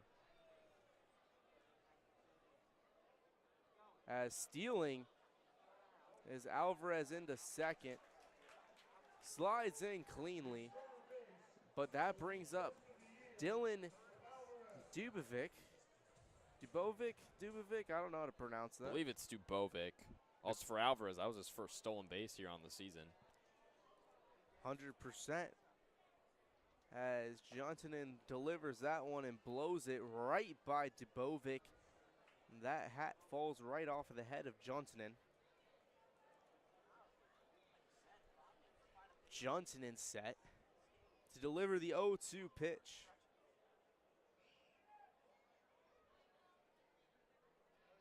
Delivers after the stretch. That one's popped very, very high.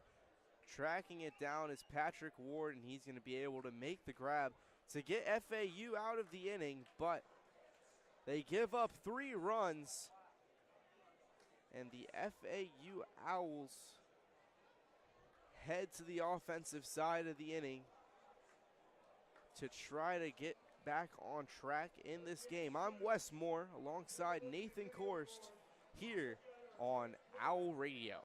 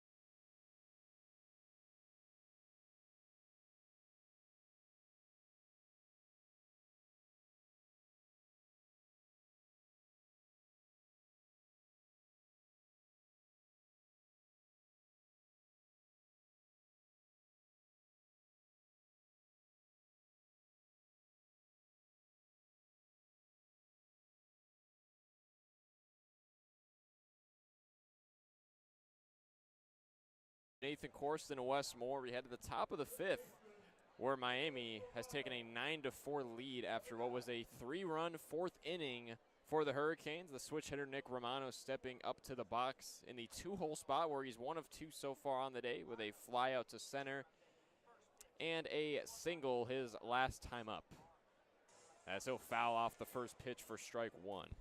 Nick Romano, a big hitter for FAU. Romano going up against the right-handed TJ Coates, as Coates misses out and away for ball 1. The count's even. No runners on, no outs here in the top of the 5th from Coral Gables.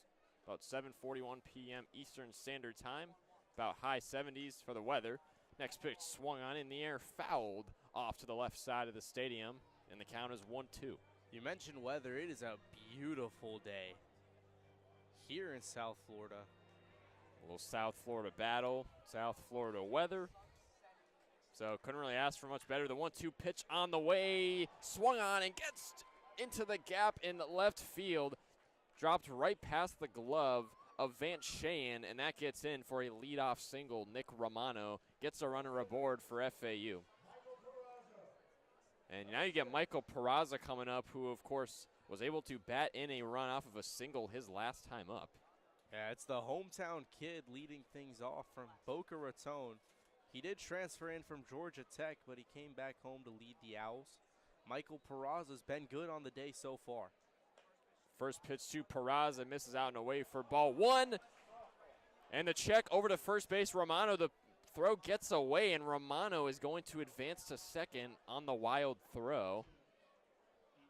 I mean, And that's going to be scored in E2. Yeah, the last thing you want to do is allow FAU to get any sort of momentum. I mean, just chucking that ball a mile over Brylan West's head is not a great way to start things off.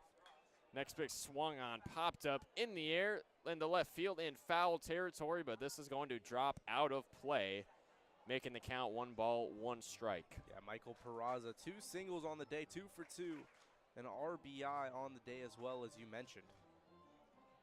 Peraza ready to step back up to the dish with John Martinez waiting in the on-deck circle. No outs here in the top of the 5th. It's 9-4 Canes. Next pitch swung through and missed for strike 2. It is Michael Peraza. It's that high cheese that every batter loves to swing at, 92 miles per hour. The count 1-2. Romano standing in at second. Here comes the pitch. That misses out and away for ball 2. Obviously, we saw FAU start to build momentum on the offensive side at the tail end of the top of the 3rd, and they even carried some of that into the last inning. The 2-2 on the way, swung on, popped up in the infield. Miami trying to track this one down, and they will. It's Daniel Cuvée settling under that one for out number 1. Romano stays put at second. Out goes Peraza on the pop-up. Yeah, that ball was hit very, very high into the dark sky. And John Martinez comes up to the dish now. 0 for 2, tough start to his day. Fly out to right in his first at-bat. And then I believe he grounded out to second his last time up. And I believe that led to a fielder's choice with an FAU player advancing. As Coates looks back at second, Romano. First pitch, check swing in there from Martinez, and they're going to say he did not go around, so that's 1 ball, no strike. 1 gone here in the top of the 5th. The righty Coates looking back at second, rocks and fires, paints the black for strike 1 with the fastball down Broadway. It's a great pitch from Coates, really taking advantage of the velocity he has. Coates steals the 1-1. This is swung on in the air to right field in foul territory, and it's going to drop on top of the Jimmy and Klotz Player Development Center just off the right side of the stadium here for the Miami Hurricanes. The count is 1-2 on Martinez, who's 0 for 2. Coates, the righty, a little over 1 innings of work today. 1 walk, 2 Ks for him as he looks back at second at Romano. Looks back again. Coates ready to deal. Here's the 1-2. It's swung on and laced foul over the third base line, and we'll do it again at a 1-2. And Jake Ogden and Van Shayen are so far back from second base that Nick Romano has had a massive lead every single time. FAU and John Martinez just needs to put a ball into play to capitalize. Next pitch misses well out and away for ball 2. It's 2 balls, 2 strikes, 1 gone. As that pitch just clearly got away from Coates on the mound. Coates gets the signal from his catcher Alvarez. Looks back at second. Coates on the 2-2. Swung on, frozen rope up the middle. Grounded by the second baseman as the throw over to first is in time for out number 2. So the 4-3 ground out there. John Martinez retired. He's 0 for 3 now. Nick Romano does advance to third, though. So that's good to see. And Brett Patton, the DH, now steps up, who's 1 for 2. Singleton scored his last time up. That was such a beautiful throw from Jake Ogden. I mean, off balance, throws a dime to Brylan West. First pitch from Coates to Patton. And Patton's going to look on as the pitch finds the zone up high for strike 1.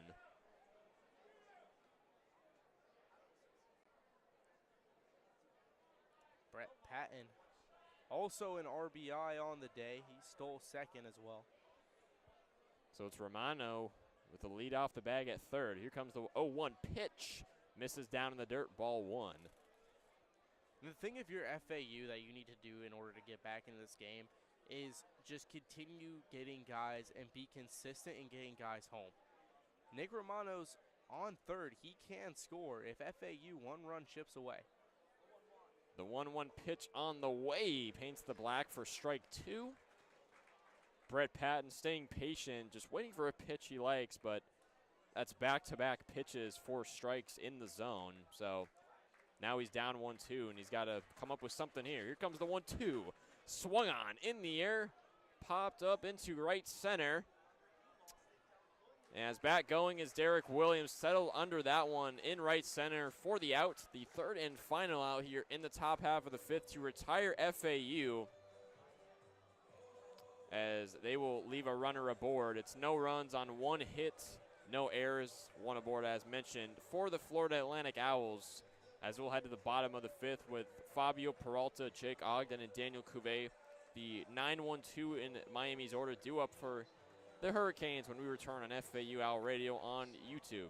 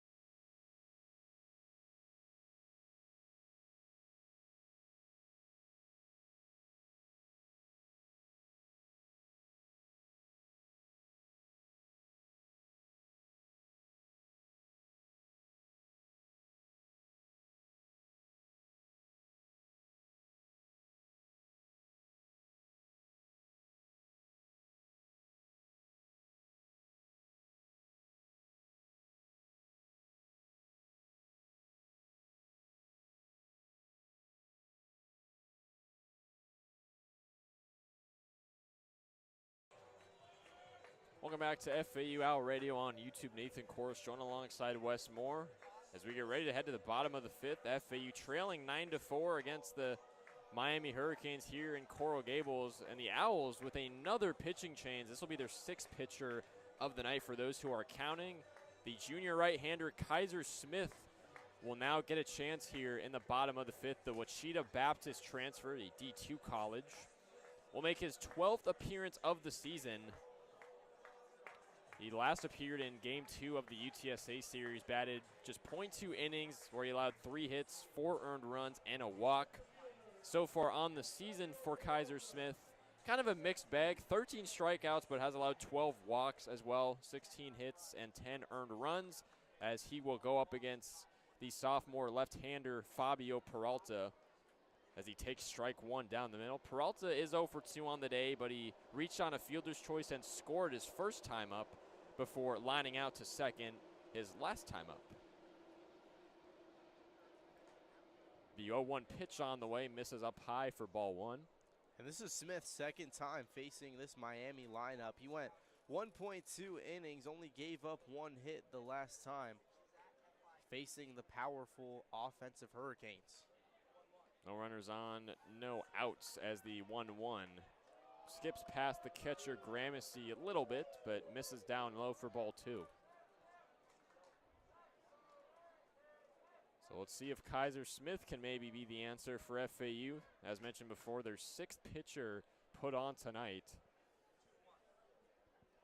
2-1 pitch on the way as Peralta is going to show bunt, but he's going to foul it off over the third base line. And the count is even at 2-2. I've never seen a bunt go so far left off the bat. It like basically just went right off the head of the bat. That was kind of impressive, honestly. The count is even at 2-2. Here comes the pitch from Smith, but he's going to miss it down low for ball number 3, so the count is full. And looking at the line for Juntonen, who also pitched a full inning, allowed 3 hits, 3 earned runs, 1 walk, only had 1 strikeout. The 3-2 pitch on the way, swung on, grounded to second. The throw to first, Patrick Ward steps on the bag, throw in time. That's out number 1. And that retires the center fielder, Fabio Peralta, and that'll turn to the top of their batting order now for Miami. And honestly, the difference in this game have been the walks. I mean, FAU 7 for 21, Miami 6 for 18. That's good for .333 across the board for both sides. And I mean, Miami's got 7 walks compared to FAU's 2. So Jake Ogden now stepping up to the plate as he's going to look on strike 1. A fastball down Broadway from Kaiser Smith. Ogden 0 for 1 on the day. With no runners on, 1 gone. Next pitch swung on, fouled just on top of the plate. That's strike 2. So Ogden 0 for 1 as he walked and scored in his first at-bat, then delivered a sac fly his second time up, and then last time up, struck out looking.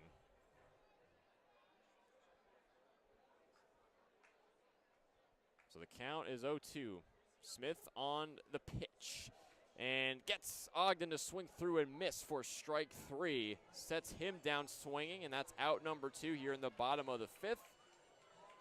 So Kaiser Smith has a chance to get out of this inning pretty quickly. It was a beautiful slider from Kaiser Smith. I mean, every single pitch from a pitcher, you want the release point to be the exact same. So you think that pitch is going right in to clip the zone, but it just darts out and doesn't. I mean, it's beautiful stuff from Kaiser Smith in this inning. Daniel Cuvée stepping up now as he swings through and misses for strike 1 on the off speed down the middle from Kaiser Smith. Cuvée 2 of 3 on the day, so he's been Miami's most consistent batter tonight. Here comes the 0-1. Misses down and away for ball number 1. For Daniel Cuvée, back-to-back singles so far in this game. The first single he was able to score on. Well, actually, both singles he scored on. The second one, he advanced home on a wild pitch. As the next pitch from Smith to Cuvée is swung on line foul over the third base line, and the count is 1-2. So big opportunity for Kaiser Smith to get out of this one.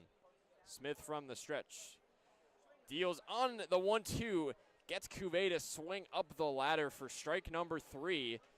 And Miami is going to go down 1-2-3 in order as we'll head to the top half of the 6th now after 5 full innings of play. It's 9-4. Miami still leads. Hurricanes so far in this one, 9 runs on 6 hits, 1 error, 5 left on. For FAU, it's 4 runs, 7 hits, 1 error, and 4 left on. For FAU, due up, it'll be Patrick Ward, Jonathan Lopez, and Marshall Lipsy due up when we return on FAU Owl Radio on YouTube.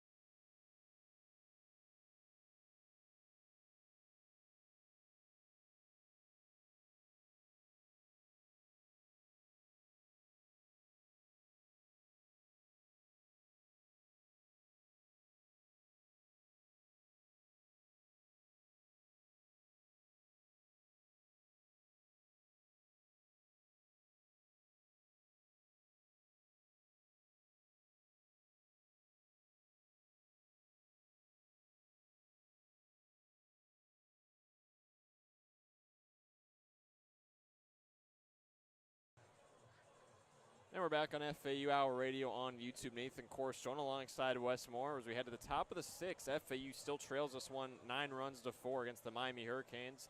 The Canes are going to make a pitching change here, putting on junior right-hander Brixton Lofgren, the Miami, Florida native.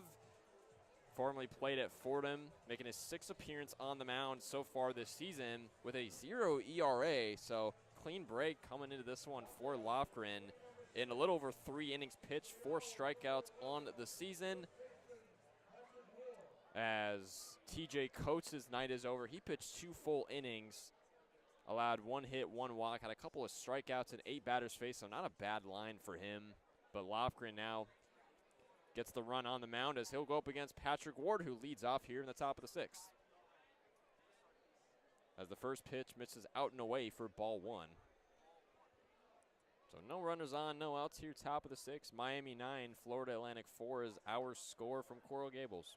Brixton Lofgren, the junior. Lofgren on the 1-0 as Ward's going to chop this one foul over the third base line. Count is 1-1. So I was saying the junior out of Miami, Florida, the hometown kid went to Gulliver Prep.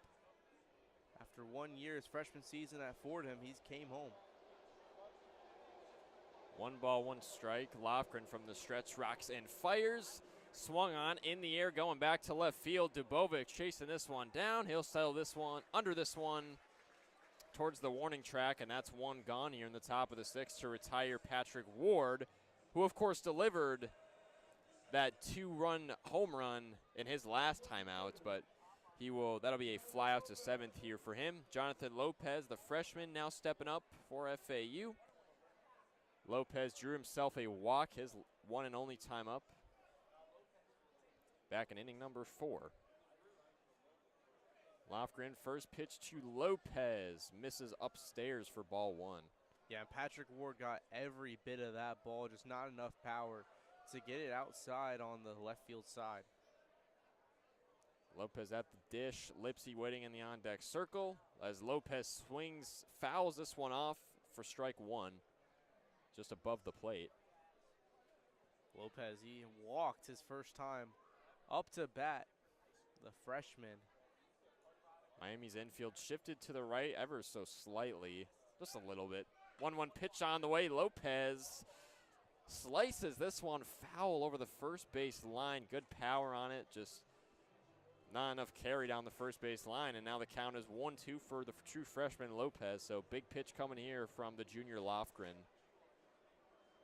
in this righty versus lefty matchup. No runners on, 1 gone in the top of the 6th. The 1-2 pitch on the way as Lopez will fight this one off, and we'll stay at a 1-2. Jonathan Lopez came in relief of Brando LaRue.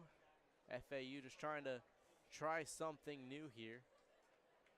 In the top of the 6th inning. The righty deals on the 1-2, and Lopez is going to swing through and miss for strike 3, and that's 2 gone here in the top of the 6th. As Lofgren sets down Jonathan Lopez on the strikeout swinging, and now Marshall Lipsy will step up. The preseason American Conference Player of the Year. Still trying to turn his season around. Lipsy batting .258 here in 2026 after what was a stellar 2025 campaign, which is a big reason that led to the preseason honor he did. First pitch from Lofgren to Lipsy. Swung through and missed for strike 1 down the middle.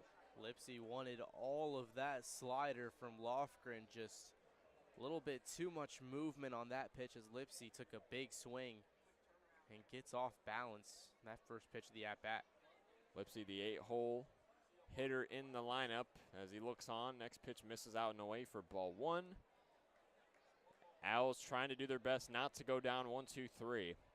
After a fly out to left from Ward and a strikeout swinging from Lopez. Here comes the 1-1 from Lofgren. Lipsy, a lot of power into this one, but it goes foul over the third base line and out of play. Fights this one off. And the count, it's showing 3-1, but the count should be, I believe, 1-2. 1 ball, 2 strikes, yes. Lofgren to Lipsy. The 1-2 on the way. Lipsy swung up the ladder and missed for strike 3. And the Owls do go down 1-2-3 in order.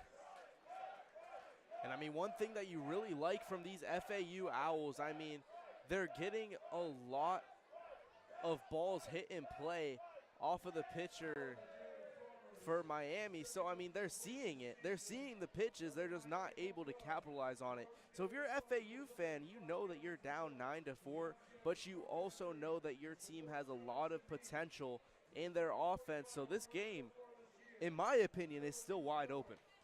Yeah, definitely. There's still plenty of time left to play as Brixton Lofgren able to deliver back-to-back strikeouts, swinging to retire the side for Miami, and we'll head to the bottom of the sixth for Miami with Sosa, Williams, and West due up when we return on FAU Owl Radio on YouTube.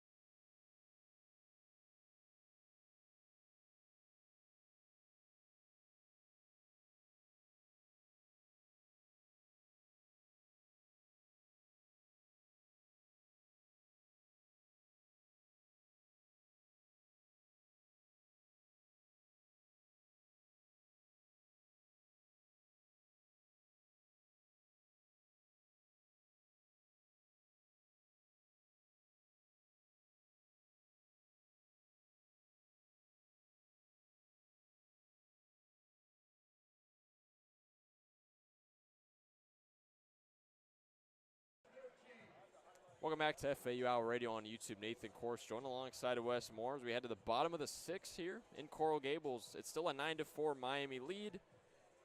As for the Hurricanes, the DH Alex Sosa stepping up to the dish. Shows bunt on the first pitch from Kaiser Smith, who's still on the mound for FAU. The count is 1 ball, no strikes. Sosa 1 for 2 on the day. With his last at-bat, walked and ended up scoring. 1-0 from Smith is bunted, fouled off behind the plate, and we'll go at a 1-1. As the Miami Hurricanes mascot is right in front of us, interacting with some Hurricanes fans, walking from left to right. Have you seen that mascot before? I've seen him before. The Maniac. I forget his full name. Here comes the 1-1 pitch. Swung through and missed for strike 2 is Alex Sosa. Maniac trying his best to mess up Kaiser Smith. That was pretty funny. I think I like the Maniac. Definitely grown on you a little bit. Smith from the stretch steals the 1-2 to Sosa. And his pitch is going to miss downstairs, and that's ball 2. So the count is even at 2 balls, 2 strikes. No outs, nobody on here in the bottom of the sixth. With Derek Williams awaiting in the on-deck circle, Sosa at the dish. The 2-2 dish to Sosa, swung on, grounded to second. Boylston, the throw to Lopez at first in time, or excuse me, Lopez to Ward in time for out number 1, excuse me. On the 4-3 putout, we've seen a few of those so far in this game. And the right fielder, Derek Williams, now coming up to bat. Williams 1 for 3 on the day, singled and scored his last time up back in the 4th inning when Miami rattled off 3 straight runs, 2 of those starting as singles. First pitch from Smith to Derek Williams, misses out and away for ball 1. Williams singled and scored. He ended up scoring, though, on a wild pitch after an 0-2 start. The 1-0 pitch on the way, swung on, absolutely laced down the third base line, back to the warning track, rolling to Michael Peraza. And that is a 1-out double for Derek Williams, a stand-up one at that. Yeah, Nick Romano had no time to react on that hit. I mean, he just ripped it down the left field side. Really did, yeah. No chance at all. But that's going to bring up Brylan West, 0 for 2 on the day. I mean, this is the part of the order that you would like to see Kaiser Smith do some work against and get out again on a quick inning. West's last time up, a strikeout looking. He has also scored in this game when he drew a walk advanced to second on a wild pitch, and then came home as the first pitch from Smith to Wessis swung on in the air to center. Marshall Lipsy tracks that one down and makes the catch for out number 2. So mark that an F8 in your score sheet, of course. And now the shortstop, Van Shahen, steps in with 2 outs. 1 runner on. It's Williams standing in at second. Kaiser Smith just trying to hold down the fort here in the bottom of the 6th. Just keeping it solid. Good chance to do that here against Shahen, who's 0 for 1 on the day. Flew out to right field his last time up. Smith looks back at second to Williams. Deals his first pitch to Shahen, but it misses down to the dirt, ball 1. Van Shahen 0-1 on the day. 2 walks and then flew out, but he's got 2 stolen bases as well. I was going to mention he stole home, or he got to home on a stolen base. Next pitch finds the zone for strike 1, as it's a little past 8 o'clock p.m. Eastern time here in Coral Gables in South Florida. FAU, along with me and with Wes and I at FAU Owl Radio, making the trek from Boca Raton to Coral Gables. As Smith looks back at Williams, next pitch swung on, grounded, gets past Patrick Ward, rolling to Kyle Boylston, and Williams rounding third, the throw to home, not in time, and that is a 1 RBI single for Van Shahen, and Miami notches their 10th run of the game. It's a 6-run lead for the Canes in the bottom of the 6th, 2 gone. And there's only so much you can do if you're Kaiser Smith. I mean, Patrick Ward, I don't like that ball got past him. I mean, he could have dove out and put a little bit more effort into getting that ball. I mean, I don't know if you can, it's not going to go in as an error, but seeing that happen, I mean, Patrick Ward really could have gotten that one. Probably had a chance at it, as Kaiser Smith is going to check Shane at first, but to no avail. Alonzo Alvarez, the true freshman catcher, steps up, who's 1 for 1. Coming off of a 2 RBI single his last time up. So coming off a good inning of work for him. The count is 1-0 after the first pitch from Smith misses out and away. It's 1 runner aboard. Shahen standing on at first. 2 gone in the bottom of the 6th. The 1-0 from pitch paints the black for strike 1. And Nathan, you know what I really like? I like the Miami logo. That's actually really cool. I don't know what You mean the one behind the batter's box, right? Yeah. Yeah. Nice cursive. It's very nice indeed. As Smith is going to check Shane at first for the 2nd time. Once again to no avail. The count 1-1 on Alvarez. 2 gone in the bottom of the 6th. Smith looking to get out of the inning. Here in Coral Gables, Smith on the 1-1, swung on, blooper into left field. That is going to drop in the gap just in front of Michael Peraza, as Shahen will slide into third base. At the hit, Alonzo Alvarez knocks in a 2-out single, and it's runners on the corners now for Miami, who's up 10-4. And FAU really showed no sense of urgency there. You have the speedy Van Shahen on first, and he's making his way around second, and Michael Peraza is just lollygaggling out there in left field, let the ball bounce down, and then threw it in like it was a routine play. And Van Shahen got to third, runners on the corners now easily for Miami. And we're going to have a meeting at the mound here, and looks like a new pitcher as head coach John McCormick is coming to the plate. So usually that signals a pitching change, and that is exactly what it's going to be. So Kaiser Smith's night is over. As we pull up his line really quick. 1.2 innings pitched for Smith, allowed 3 hits, 1 earned run, had 2 strikeouts and 8 batters faced, so could be worse for Smith, but we will see who FAU puts on. We're going to head to a quick break here on FAU Owl Radio on YouTube.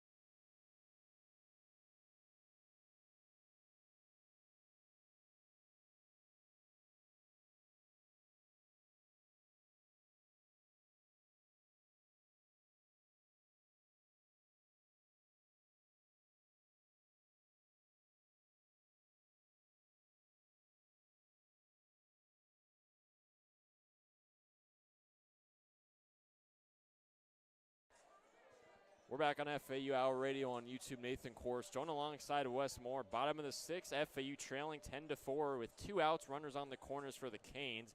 FAU is going to put on their 7th pitcher of the chain, so another pitching change, as this time it's going to be the junior righty Carson Kimball, the New Orleans transfer, now on the mound for FAU. This will be his 10th appearance of the season. Last appeared in Game 2 against UTSA, where he pitched just over an inning of work, had 2 strikeouts in only 14 total pitches in that game, by the way, and he was credited with the Game 2 win against the Roadrunners. Yeah, Kimball's got 8 innings of work on the year. Gave up 12 hits and 12 runs in those innings. I think it's more about saving arms for FAU as they're about to head on the road than actually trying to pull this game out of the mud. Definitely could be that way. The true freshman right-hander Dylan Dubovic steps up into the box. First pitch from Kimball, out and away for ball number 1. As mentioned before, this is the first game of what will be a 5-game road trip for the Owls. After this, they will travel to Texas for a 3-game weekend series against American Conference foe Rice. As the 1-0 pitch on the way, and it's fouled off to the screen, and the count is 1 ball, 1 strike with Alvarez at first, Cheyenne at third, 2 gone, 10-4 Canes lead. And then after that Rice series, you come right back down here just a little. I forget if Miami is north or south, but you come back down here for a midweek matchup against rival FIU. 1 ball, 1 strike. Kimball from the stretch, rocks and fires. Dubovic swings on this one, going back to left center, but Marshall Lipsy tracks that one down for out number 3, and FAU is able to get out of a runners at the corners jam. Dubovic had a chance to bring a run home, even load the bases, but Carson Kimball able to hold down the fort, as we are now 6 full innings of play through this one, but 1 run on 3 hits, 2 runners left on for the Canes in the bottom half of the 6th. It's still 10-4 Miami leads. FAU looking for some offensive momentum here as we'll head to the top of the 7th with the 9-1-2 in the order due up in Gramercy, Boylston, and Romano. We'll be back on FAU Owl Radio on YouTube.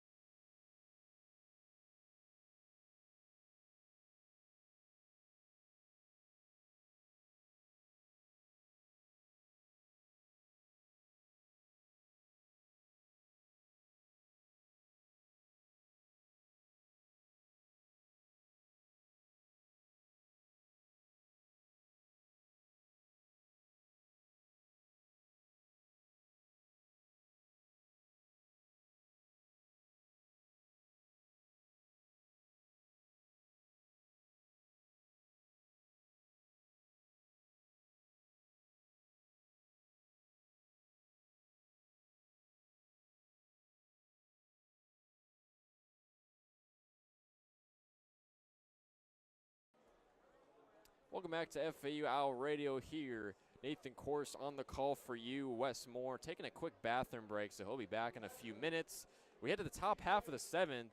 FAU offense has come back up to bat, but they trail 10-4, looking for a comeback effort in this one with the catcher TJ Gramercy stepping up to the dish first. He'll go up against Brandon Lofgren as his first pitch swung on and lined into left field. It drops into the gap, and that's a leadoff single for TJ Gramercy. So he must have heard what I was saying with the momentum thing, because couldn't ask for much better of a start than that. To get a runner at first, it's Gramercy. Now turning to the top of the order for FAU, the right fielder Kyle Boylston now digs in here. As Wes Moore, already back from his bathroom break, so must have found it quite quickly. Boylston 0 for 2 on the day. A strikeout looking his last time out. First offering from Lofgren finds the zone for strike one against Boylston. And welcome back, Wes. They had a shout out to Miami for having a very conveniently placed bathroom. It's just right around the corner. As the count is no balls, one strike. Gramercy standing on first. No one gone in the top of the seventh. Next pitch swung on, chopped just in front of the pitcher, Lofgren, as he relays over to first. Brylan West steps on the bag for out number one. Gramercy will advance to second on the throw. That was just a great job by Gramercy to understand the situation. I mean, you have a short little grounder that's, it's going to the pitcher, so you might as well just get yourself into scoring position to try to salvage some runs in a game that's starting to get out of hand here in the top of the seventh. One gone here in the top of the seventh. Nick Romano, the switch hitter, stepping in for FAU now. Romano 2 of 3 on the day. And after this, you get Peraza in the on-deck circle, who's also 2 for 3. So back-to-back good bats so far in this one. Romano's going to swing through and miss for strike one on the, I believe, the fastball down the middle. Romano, back-to-back singles in this one, back in the third and fifth innings. Singled and was able to reach second and third respectively on an error each time. As the 0-1 is swung on and missed, and the count is 0-2 on Nick Romano. A couple of good pitches from Lofgren as Gramercy standing in at second. Miami fans starting to clap their hands here in a big pitch right here with one gone. The 0-2 from Lofgren to Romano misses out and away. That's ball one. It's a great eye from Nick Romano. I mean, that was really close to clipping the outside edge of the zone, but Romano stays in there, lives to fight another pitch. Romano did stay alive. 1 ball, 2 strikes. Lofgren from the stretch. Rocks and fires. Swung on, grounded to second base. It's Ogden. Could not field it. Here comes TJ Gramercy rounding third. He is going to score on an infield error from Miami. Romano is going to reach first on the error as well. And FAU cuts into the deficit. It's 5-10. FAU still trails. That was one of the weirdest errors I've ever seen in my life. Number one, why is Jake Ogden so far back in right field? I don't know why he was shifted so far back. And I mean, when you're running in to make the play, okay, it's going to be a routine grounder. We all know there's a lip of the field when it changes from dirt to grass again. The ball took a skip, pops up into the air. Ogden unable to really snag that one. I mean, that's just costly for Miami. You don't want to give any momentum to a FAU team that can explode at any moment. Both teams with high-powered offenses, and in a game that's been really just pure NyQuil, I mean, now there's a chance again. And we're going to get a new pitcher on for Miami. True freshman lefty Jack Durso is going to get a chance here in the top half of the seventh. 1 gone. Romano at first, as Peraza is going to step up to the plate. Now for Romano, I mean, I don't know if you count that as an RBI, being that was off of an E4 on the infield right there. Both Romano reaching first and Gramercy coming home. But I'm getting off topic. For Jack Durso, this will be his 12th appearance so far this season. And he did appear in the Owls and Canes last matchup back on February 25th. Only pitched .2 innings, had 1 strikeout and 3 batters faced. So FAU has seen Jack Durso before. This is a familiar face as he's warming up with his catcher Alonzo Alvarez.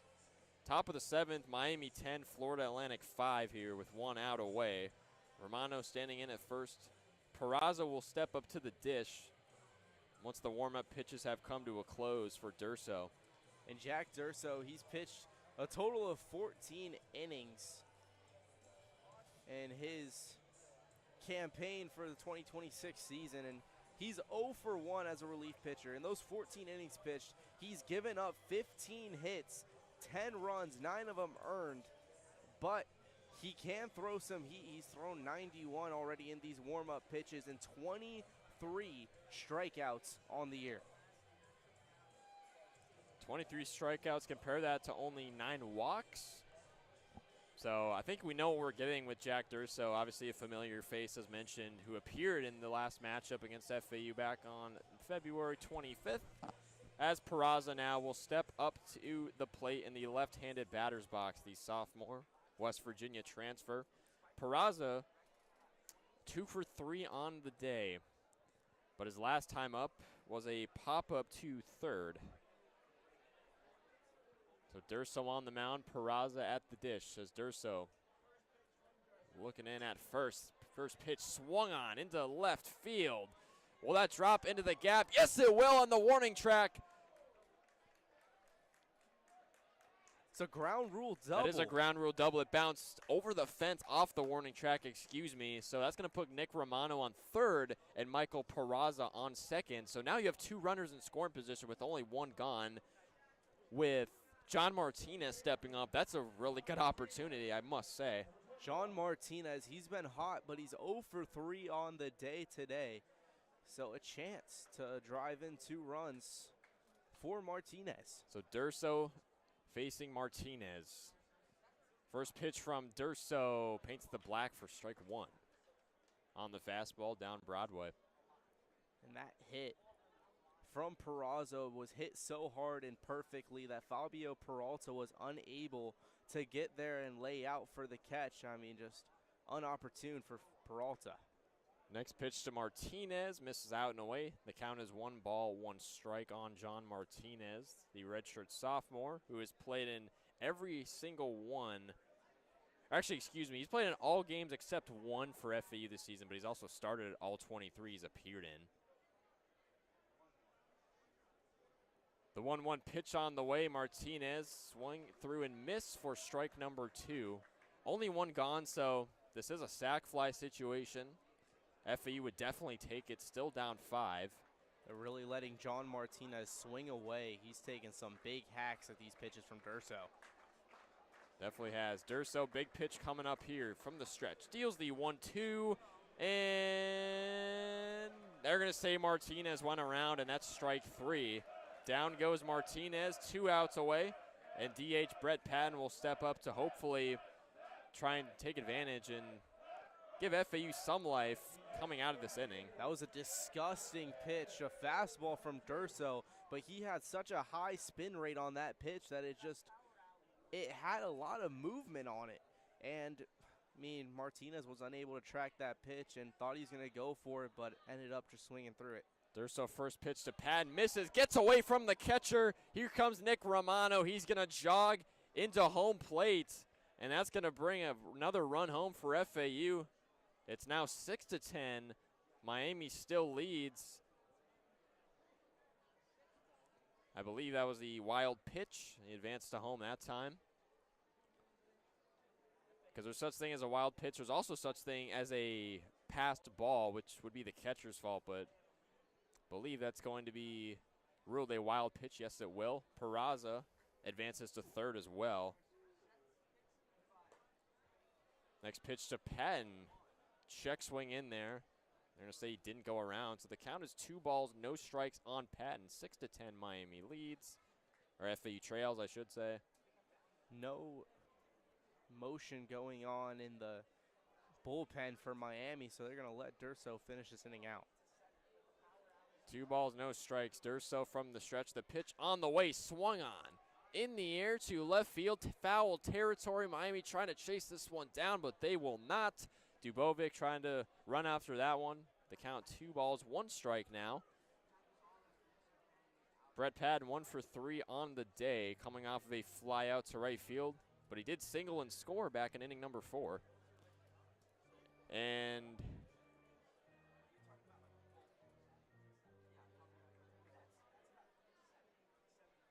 Patton's getting set to step back in the box. I mean, that was lifted very, very high. yes, he was. But the left fielder, I mean, he shifted. He's giving up that entire left field line. It's Peraza at third, Patton at the dish. The 2-1 misses down low.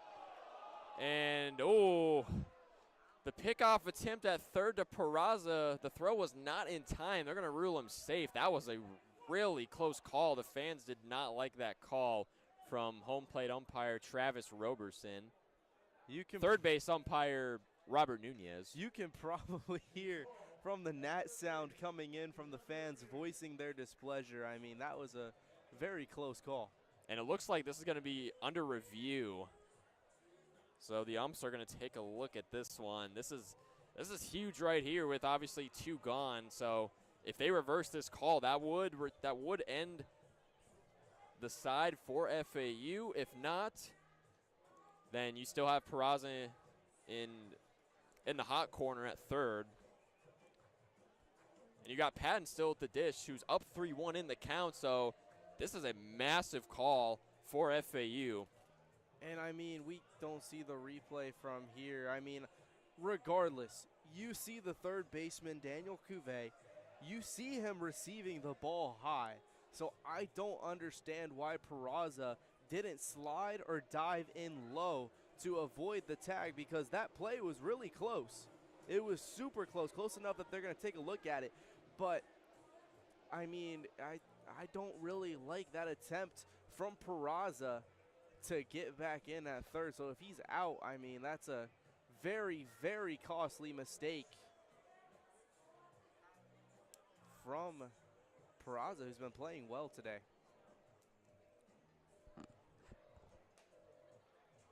Really has been, and Peraza's 3 of 4 so far on the day.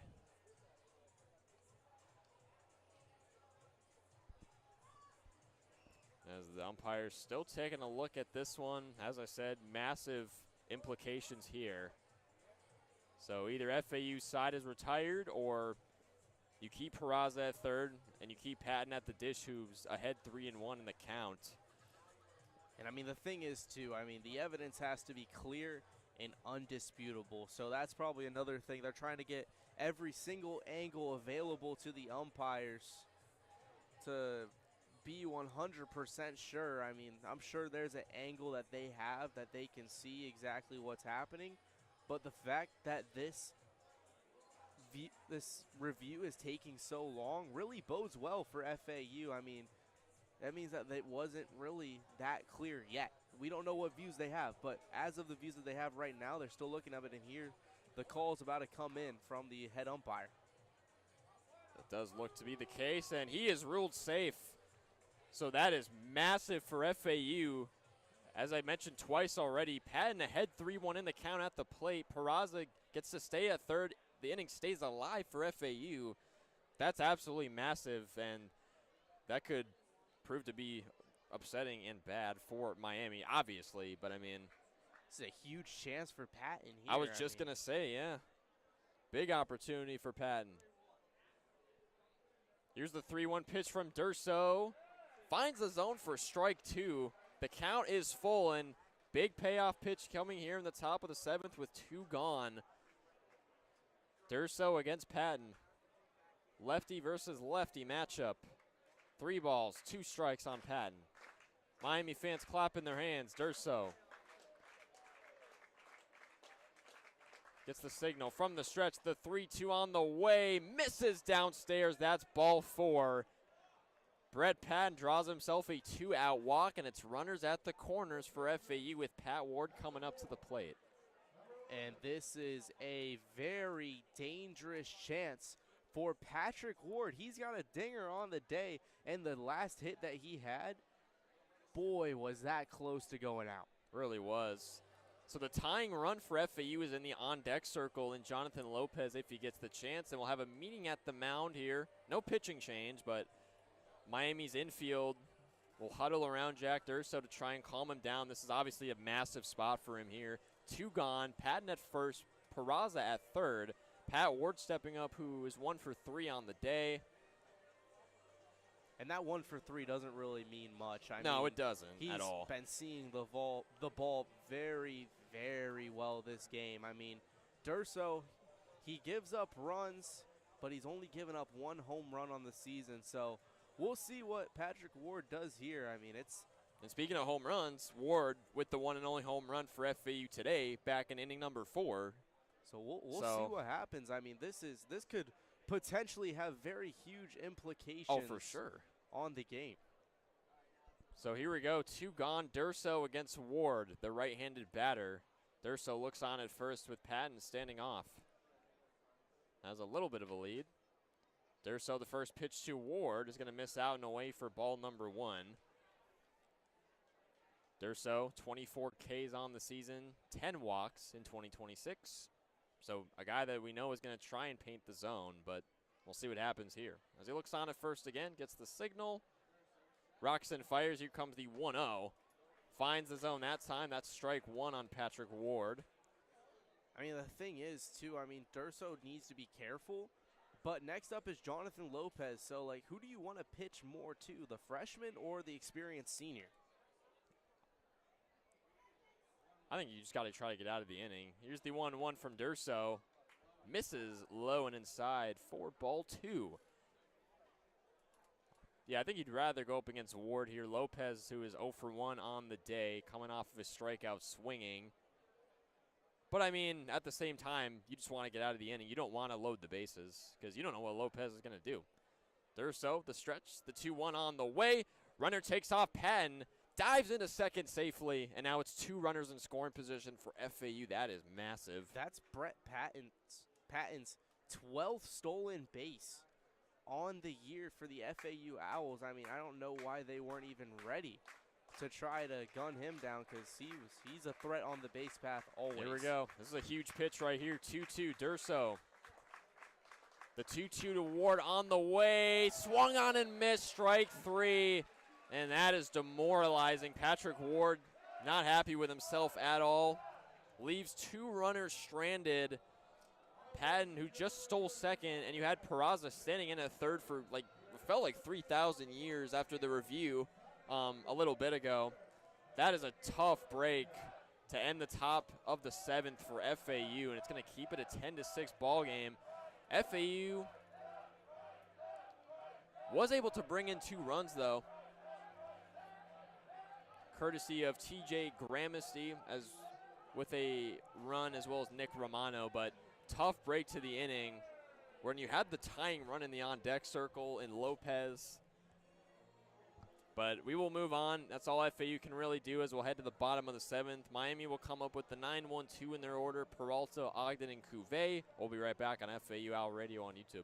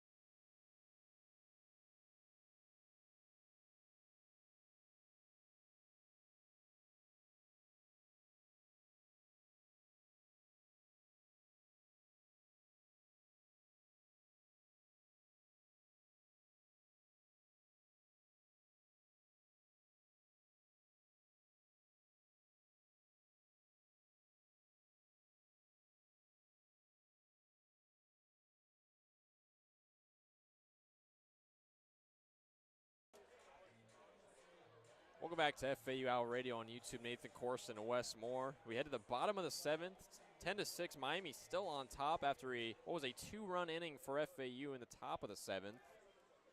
Bottom of their order, Fabio Peralta stepping up to the dish. New pitcher for FAU, senior lefty Zach Kilby on the mound, and what will be his 8th appearance so far in 2026. Last pitched in Game 1 of the UTSA series. Over 3 innings pitched, where he allowed 5 hits, 1 earned run. Was able to throw 3 Ks against the Roadrunners. Deals on an 0-1 pitch, down and away. It's 1 ball, 1 strike on Peralta, the 9-hole hitter. Gonna channel my inner Chris Collinsworth here. Now here's a guy that knows how to pitch. Zach Kilby, 20 strikeouts with only 1 walk on the year. 1-0 win-loss is his record. As the 1-1 misses out and away for ball 2. He's very experienced for this FAU team. He is vital in protecting this lead. Definitely an arm you want to have in the lineup. 2-1 from Kilby on the way. Check swing in there. They're going to say Peralta didn't go around, so that's 3 balls, 1 strike on Kilby. 1-0 record on the year over 17 innings pitched. 20 strikeouts, only 1 walk allowed. So definitely a guy that's going to try and strike you out, but he's not in the driver's seat here. Here comes the 3-1. Able to paint the black that time to make the count full. Strike 2. Against Fabio Peralta. No runners on, no gone. In the bottom of the 7th, it's Miami 10, Florida Atlantic 6. Here in Coral Gables. Kilby on the full count. Swung on, laced over the glove of Boylston. Drops into the gap in shallow right. And a leadoff single is what Fabio Peralta is going to get. I mean, he saw that pitch coming in. I mean, Zach Kilby tried to get a fastball right by him, it looks like. And, I mean, Peralta saw that the whole way and put that one right over the head of the shortstop for the FAU Owls. I mean, that brings up Jake Ogden, too. It's 0 for 2 on the day, so yeah, anything can happen here. Kilby, first pitch to Ogden, lays down a bunt, but missed for strike 1. So couldn't quite locate it in the zone that time, for Ogden at least. Peralta standing in at first, no outs.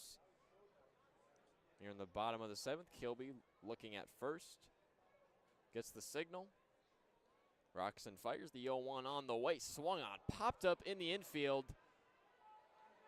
In center, FAU settling under this one for out number 1 is John Martinez to retire Jake Ogden, the leadoff batter in the leadoff spot for Miami. So a P6 there.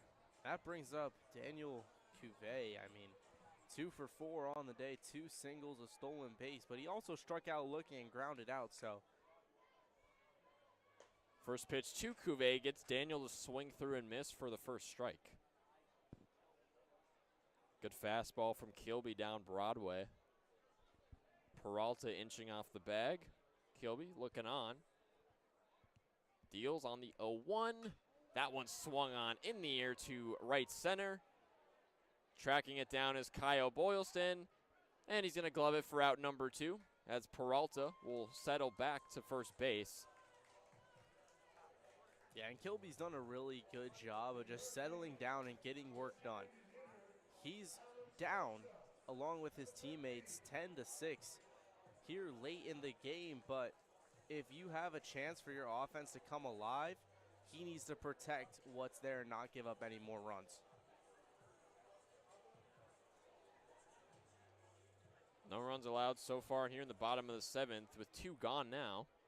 Peralta still at first. Alex Sosa up to the dish, who is 1 for 3. Kilby, his first pitch to Sosa, misses upstairs. That's ball 1. One of the funnier things I've seen in college baseball, Alex Sosa walked up to the song Love Sosa. Chief Keef. Very fitting for the last name, obviously. And really just, I think, a fitting walk-up song for anybody in general, just the way it is. As Kilby's going to check Peralta at first, but he'll get back in safely. Sosa 1 of 3, his last time up. Grounded out to second base. Well, technically it was a 4-3 ground out, excuse me. 1 ball, no strikes. Kilby checks Peralta at first again. And once again, he's safe. Fans chirping Zach Kilby. I heard somebody yell boring. Baseball chirps, always a classic. Yeah, they want Kilby to throw this pitch, and he will. Here comes the 1-0. But Peralta's going to take off for second, and he's going to dive in safely. That is a stolen base for Fabio Peralta. That is his 7th on the season. 7th on the season. And Grampsey, I mean, there's only so much you can do when you have a speedster like Peralta running the base paths. I mean, even if he did throw that one low and on target, I still don't think he was going to catch him. Kilby will take time really quick. 1-1 is the count on Alex Sosa.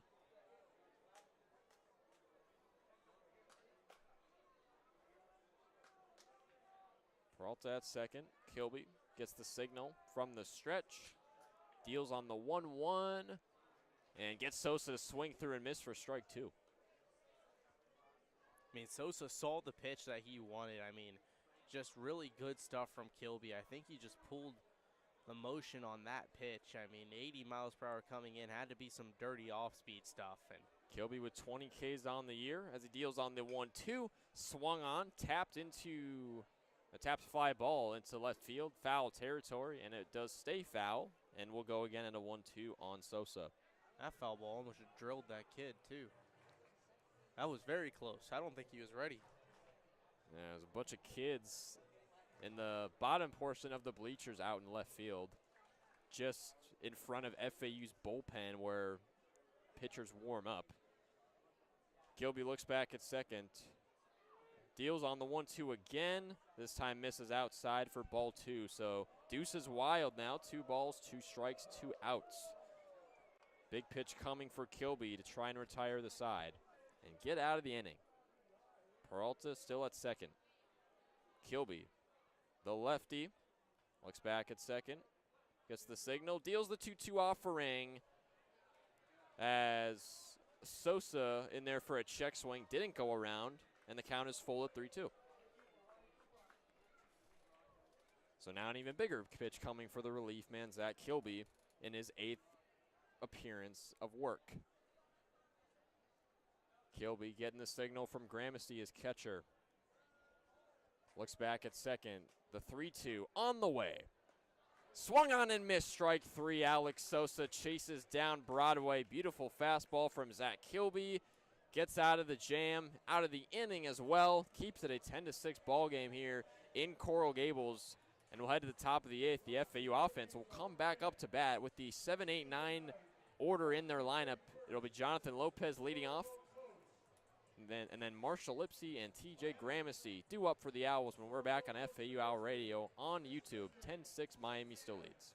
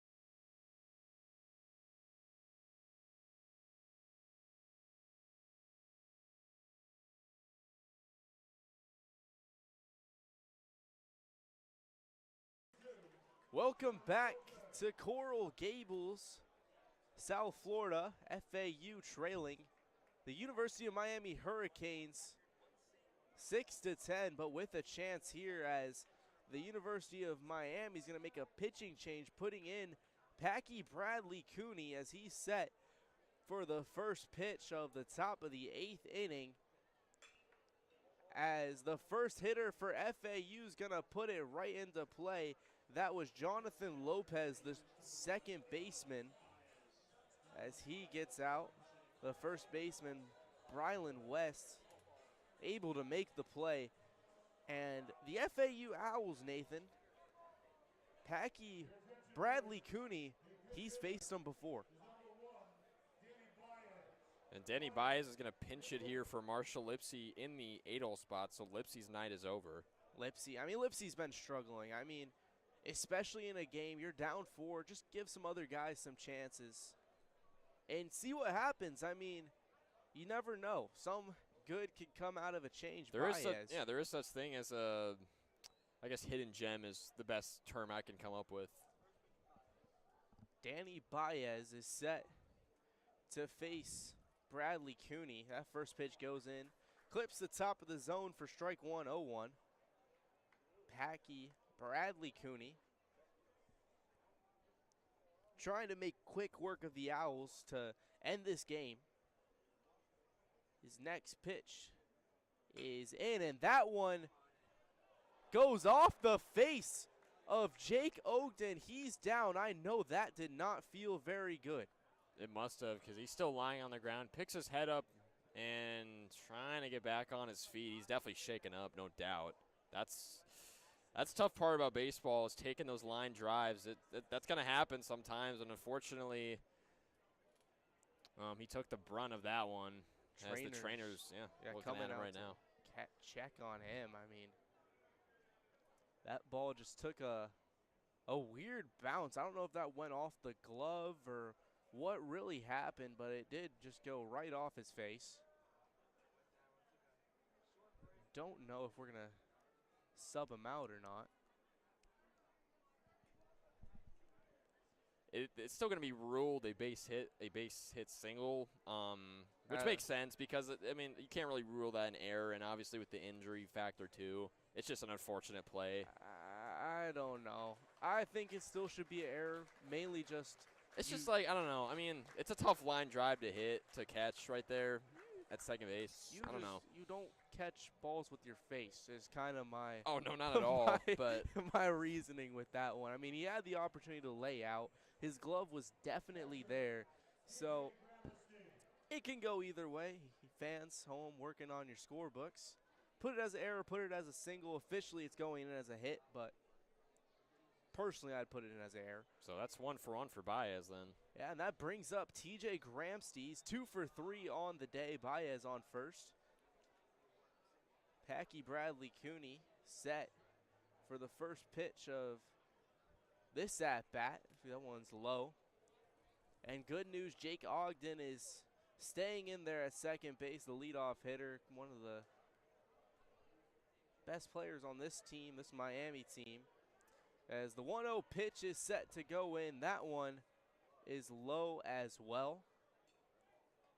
4-2, 2-0, 1 out here in Coral Gables, Florida, near Miami. Bradley Cooney getting set, trying to get things back on track. Here's the pitch. And that one, once again, is low. 3-0 count. TJ Gramste. I forgot to mention for Cooney, he briefly pitched in the win over FAU a month ago. 0.2 innings pitched, but he allowed 2 hits, 2 earned runs, and a walk. So hopefully he can have a slightly better night on the mound tonight. Bradley Cooney set, throws that one inside, and that walks. TJ Gramste, he's going to take first. Danny Baez is going to prance on to second.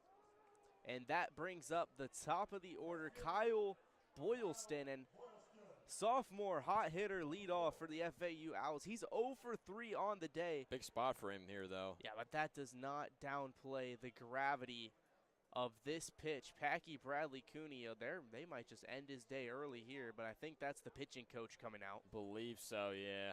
Head coach for Miami, I don't think we mentioned it once, JT Artiega. Much like FAU and John McCormick, longtime head coach, at least with the program perspective. But yeah, a little meeting at the mound here with PBC. Big spot, as you mentioned before, for Kyle Boylston coming up. You have the tying run in the on-deck circle with Nick Romano, which we saw a similar situation when the Owls were up to bat last time. So with only one gone, I mean, you got to hope and you got to think that FAU can at least somewhat take advantage of this, because this game is far from over. Yeah, you just can't strand runners on base for FAU here. I mean, it's a big spot for Boylston. He's a right-hander facing a righty, so perfect opportunity here for him to get some work done. Packy Bradley Cooney is set again to face Boylston. Here's the first pitch of the at-bat. Boylston looks at that one, but it's clips the inside zone for strike one. 0-1 pitch. Little fastball down the ladder that time. Not a bad eye from Boylston, but just clipped the zone, as you said. Great work from Bradley Cooney as he's set for the 0-1 pitch. Stretches, delivers that one just a bit outside. Umpire not giving him that one.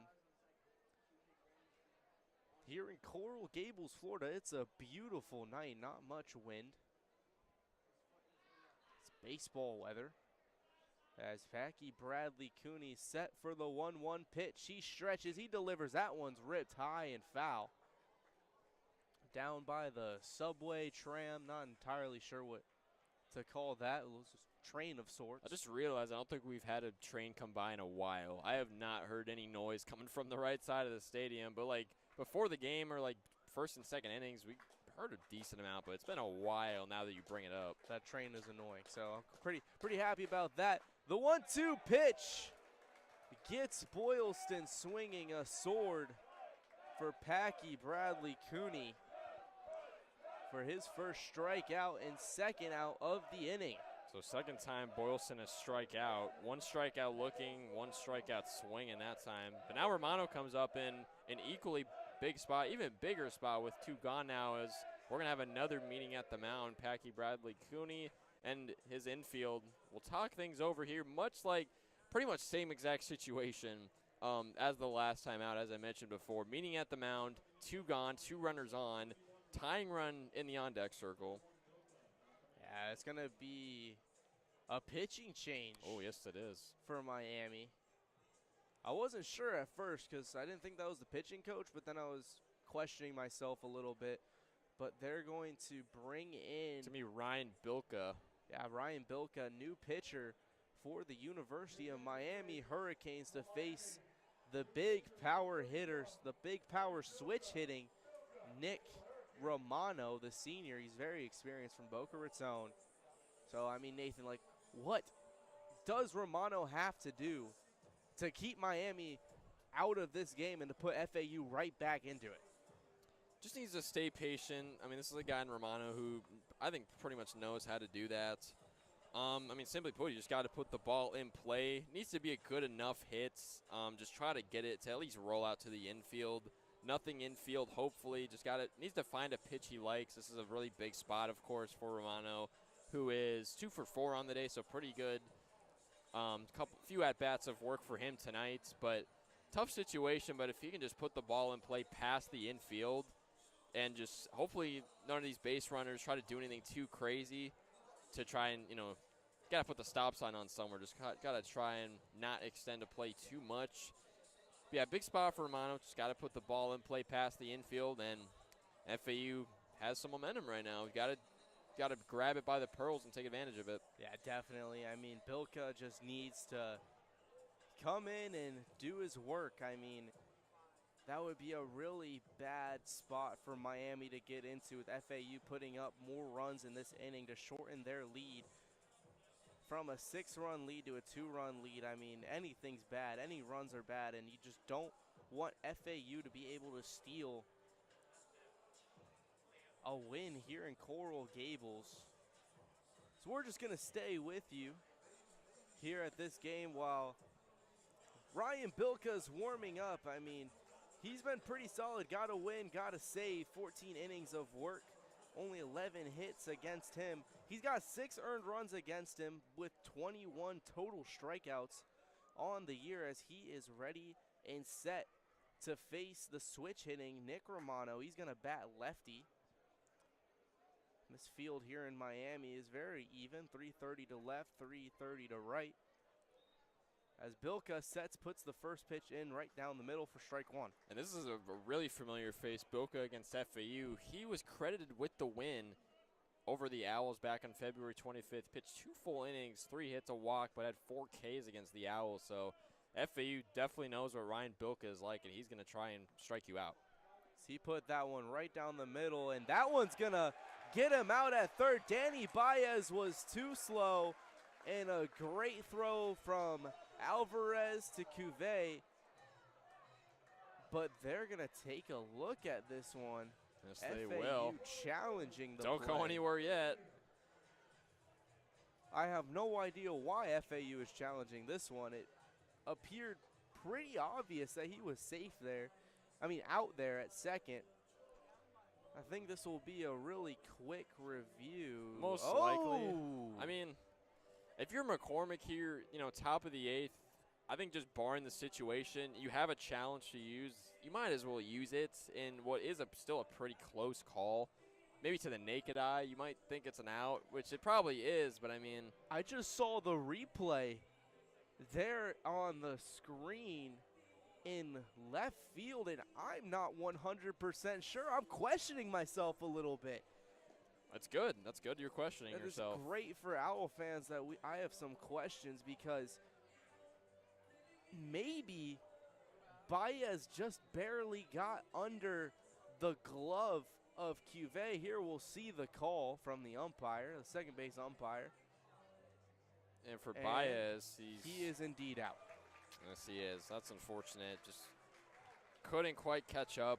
Just not quick enough, as he has one knee down. He's still at the third base bag. But yeah, that is going to end the side for FAU, unfortunately. But still one more. So you still have 3 more outs left in this game. 3 more outs for FAU to get some work done. They're going to bring Zach Kilby back out as we take a quick break heading into the last inning.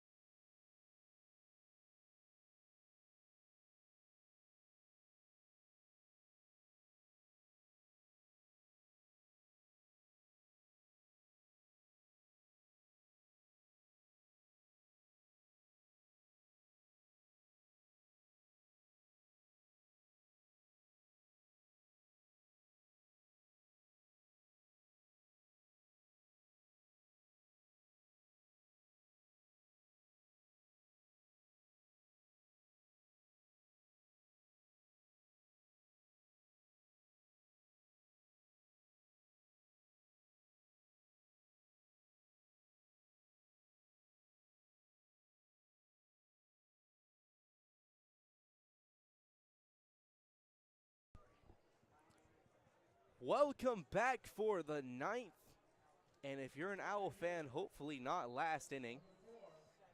Bottom of the 8th. I happen to have mind lapses sometimes, and that just happened right there.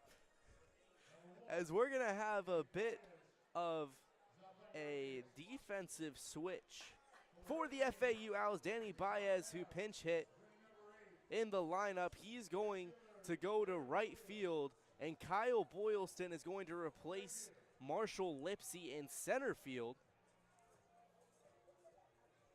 So we'll see how that works out for the FAU Owls, as Zach Kilby's still in to pitch.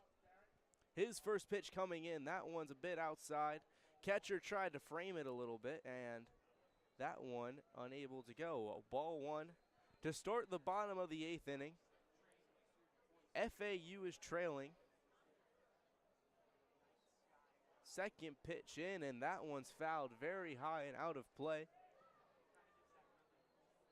Just as FAU is trailing Miami, unfortunately the Tampa Bay Lightning are trailing the Wild 2-1. It used to be 2-0, so hopefully we'll have a comeback there. Hopefully some of you are fellow Lightning fans listening in. As Zach Kilby gets set to throw the 1-1 pitch, he settles, delivers, and he's just going to drill Derek Williams. I know 80 miles per hour to the back does not feel very good, but he's going to get rewarded with first base. I believe that is the second hit by pitch of this game, at least for Miami. Alonzo Alvarez drew one all the way back in inning number 3. But yeah, Williams is rewarded to take the pain right there. Now he'll go up against Brylan West. And Brylan West, he's 0 for 3 on the day, but did reach with a walk and scored on a wild pitch, as that first pitch is just outside. And while we're on the topic of hockey, the more local team, the Florida Panthers, on top 2-0 at home against the Seattle Kraken right now, up in Fort Lauderdale. That pitch is just high for ball 2. It's the Miami fans cheering for ball 2 as Kilby gets set for the third pitch of the at-bat. That one's drilled deep into left field, but there to make the catch is Michael Peraza. A nice, tough catch when it is needed from Peraza in left field. Miami fans definitely got excited for that one. I thought the ball had the carry, but back to the warning track, and good catch by Brylan West, as you said, out and left. Yeah, that ball was ripped. I mean, FAU. Or by Peraza, not Brylan West, excuse me. FAU needed that catch to keep the game where it's at. The first pitch into Vance Shahan's very much inside for ball 1.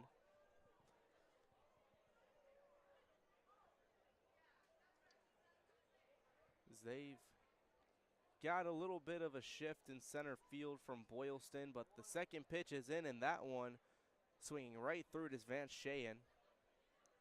First strike 1. 1-1 count, 1 out. One's read across the board for the FAU Owls. Yeah, Martinez is shifted to the left a little bit. Zach Kilby gets set, delivers the pitch. That one's outside. A little bit of a slider action, trying to get it to cut outside, and Vance Shahan did not go for it. 2-1 count here in Coral Gables. A pitch delivered very much inside again from Zach Kilby. It's Vance Shahan just looked at that one and let it go by for ball 3. 3-1 count, 1 out. Zach Kilby is set. Delivers the pitch, running to second is Williams, and they're going to apply the tag and get him out at second.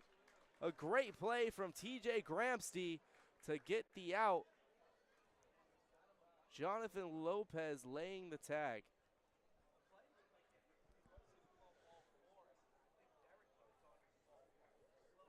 Yeah, good job from the FAU infield right there. They put 2 away now. Full count from Kilby. Delivers that one right down the middle of the play. Vance Shahan doesn't like it. Zach Kilby gets out of the inning. Last chance coming up for FAU to win this game.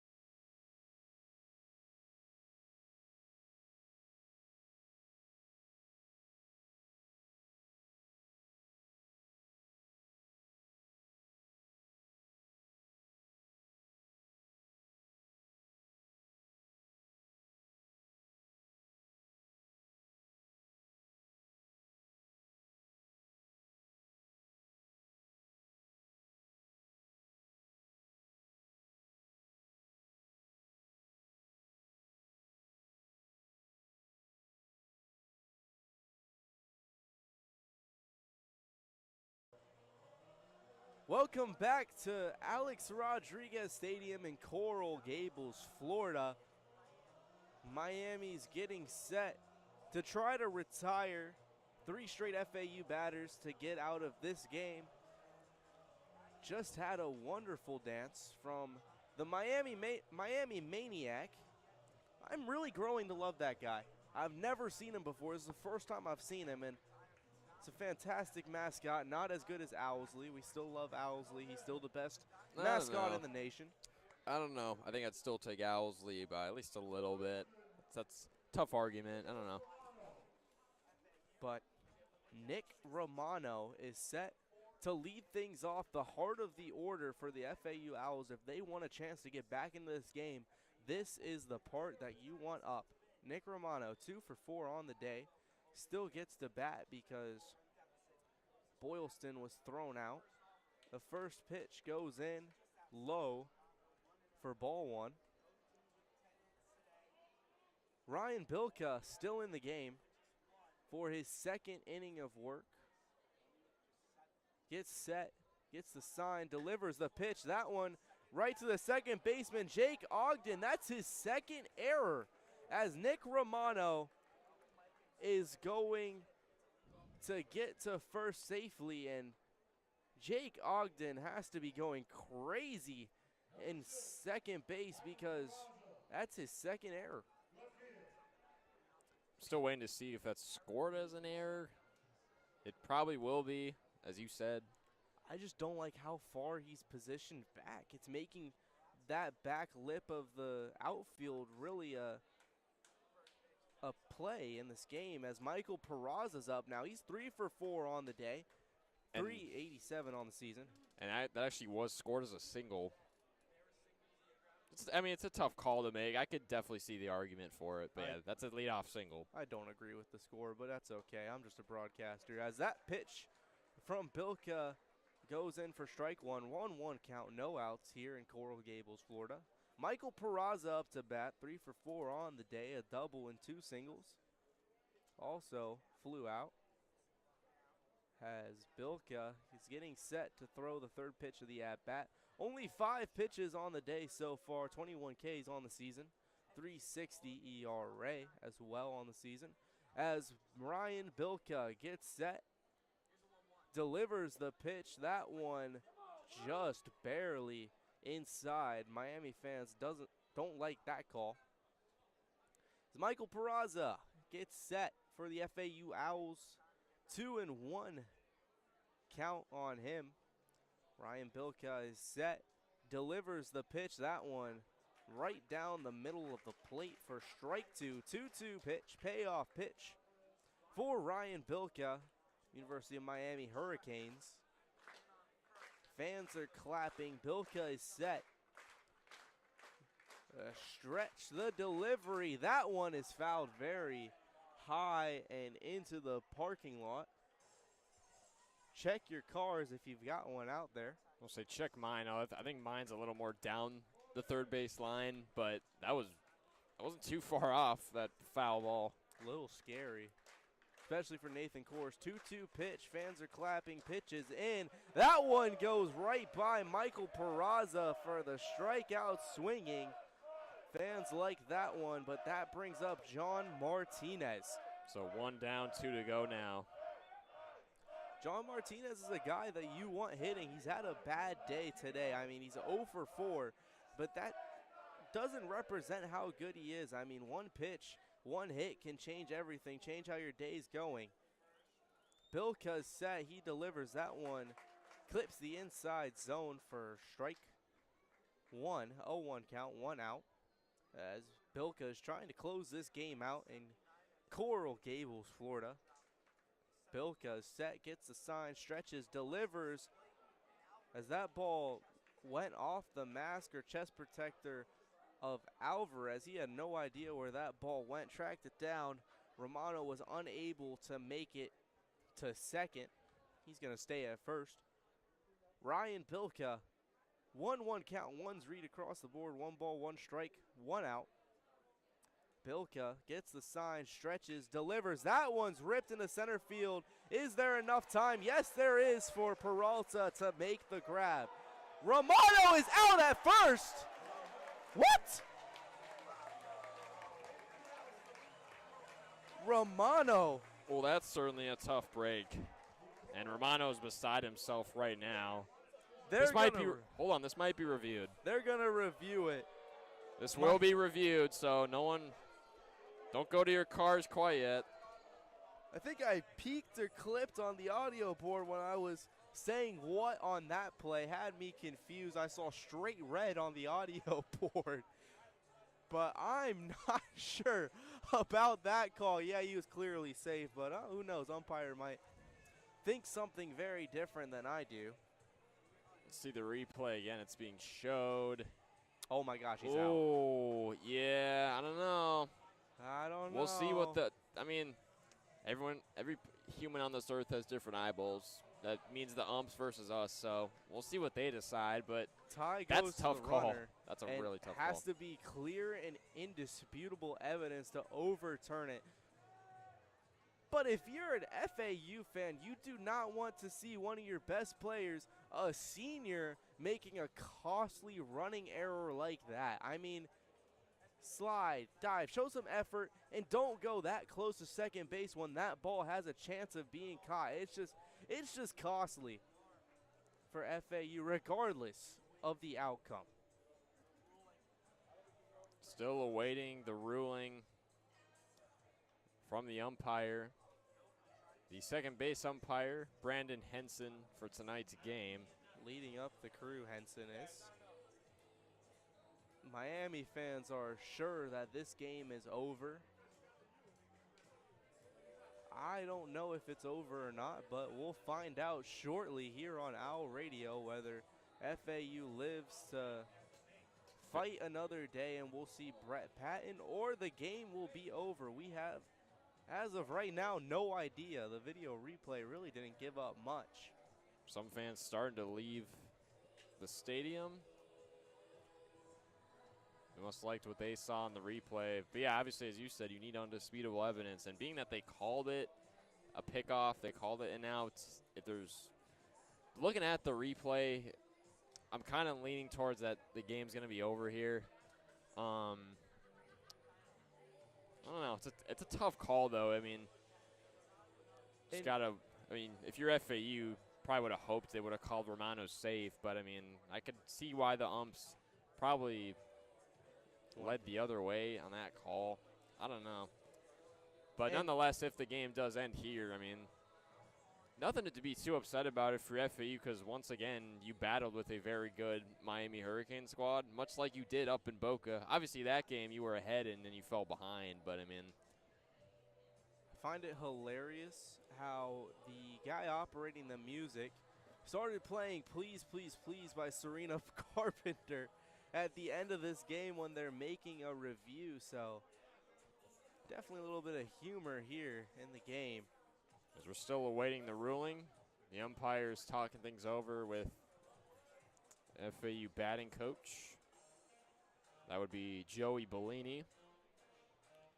I think we're just about ready for the final ruling. Either the ball game is over, as you said, or this game will keep going with Brett Patton coming up. Martinez lined out to second base, which would have been the second out, and then Romano, maybe he did, maybe he didn't, get picked off as he tried to backpedal to first. And here comes the second base umpire, Brandon Henson, to make the call.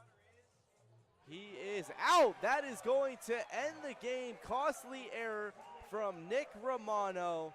FAU falls to the University of Miami Hurricanes by a final score of 10-6. Stay with us here on Owl Radio. We'll have a post-game show for you guys as we sum up what happened here at Alex Rodriguez Baseball Stadium. Well, for FAU, I mean, they started this game off playing behind. You go down, I believe it was 5-1 going into inning number 3. And then you have back-to-back innings where you have some momentum, 2 runs in the third, 2 runs in the fourth, where you're able to make it a 1-run ball game, but then a 3-run inning by Miami in the bottom of the fourth. And then after that, we only had 3 more total runs from both sides in this game. FAU's, well, a lot of pitchers were used by 18th year head coach John McCormick for FAU. Just couldn't really find consistency in the bullpen tonight.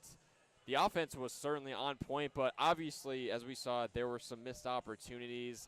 We saw in back-to-back innings, FAU had the bases almost loaded with 2 runners aboard in both innings, and FAU just wasn't quite able to capitalize on either of those opportunities where you'd only have 1 out or maybe even no outs. So that certainly didn't help. Those were 2 big opportunities missed that could have tied or took the lead for FAU in this game.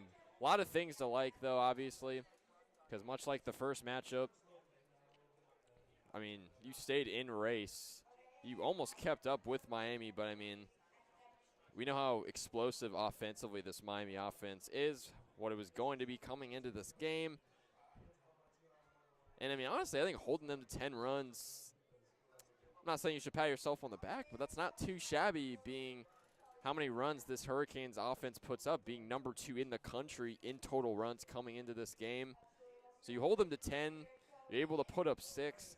That's not too bad, but definitely a somewhat deflating loss. That's back-to-back losses for FAU now after the Game 3 series loss to UTSA a couple of days ago. What are your thoughts, though, Wes? Obviously the FAU Owls, they came out, I don't want to say kind of lackluster, but they weren't scoring a lot early, and I think that's what you have to do as an underdog. You have to come out fast, come out, put runners on base, and then capitalize on your opportunities, and FAU just didn't do a great job of doing that. I mean, especially, you're in the American Conference, they're in the ACC Conference, definitely a powerhouse in college baseball. But you can't, again, as you said, you cannot beat too much yourself up because, it's a good opponent. Second in runs, you held them to only 10. Granted, that's a lot. You also scored 6 on them. So there's positives to take away from this loss, but there's also negatives. Romano at first, that's just a costly running error. That just ended the game there. And you mentioned it. I don't know how many runners on base they left on, but it was definitely a lot, and they just couldn't capitalize. That's kind of going to be the name of the game for FAU, the inability to capitalize on their opportunities. The final game line score, looking at this one for FAU, of course, 6 runs on 11 hits. They had more hits than Miami, actually. Miami only had 10. 1 error from FAU, 7 players total left on. Miami with 10 runs on 10 hits, 3 errors, 8 players left on. And then looking at the individual box score for FAU, you brought it up a couple times during the broadcast, Wes, being the heart of the order, you said, for FAU. And that rang true today with the 2- and 3-hole hitters for FAU, Nick Romano and Michael Peraza, were very, very good today. Both went 3 of 5. Romano 3 of 5 with 1 run. Also had an assist out in the outfield. Peraza 3 of 5 with an RBI and a double. So 2 very good performances from them. Unfortunately, the rest of the offense couldn't really live up to the hype. TJ Gramesty, let me not be mistaken, he was also very, very consistent today. He was 2 of 3 today with 2 runs. Also drew himself a walk. So Romano, Peraza, and Gramesty were very much looked on today, very much delivered.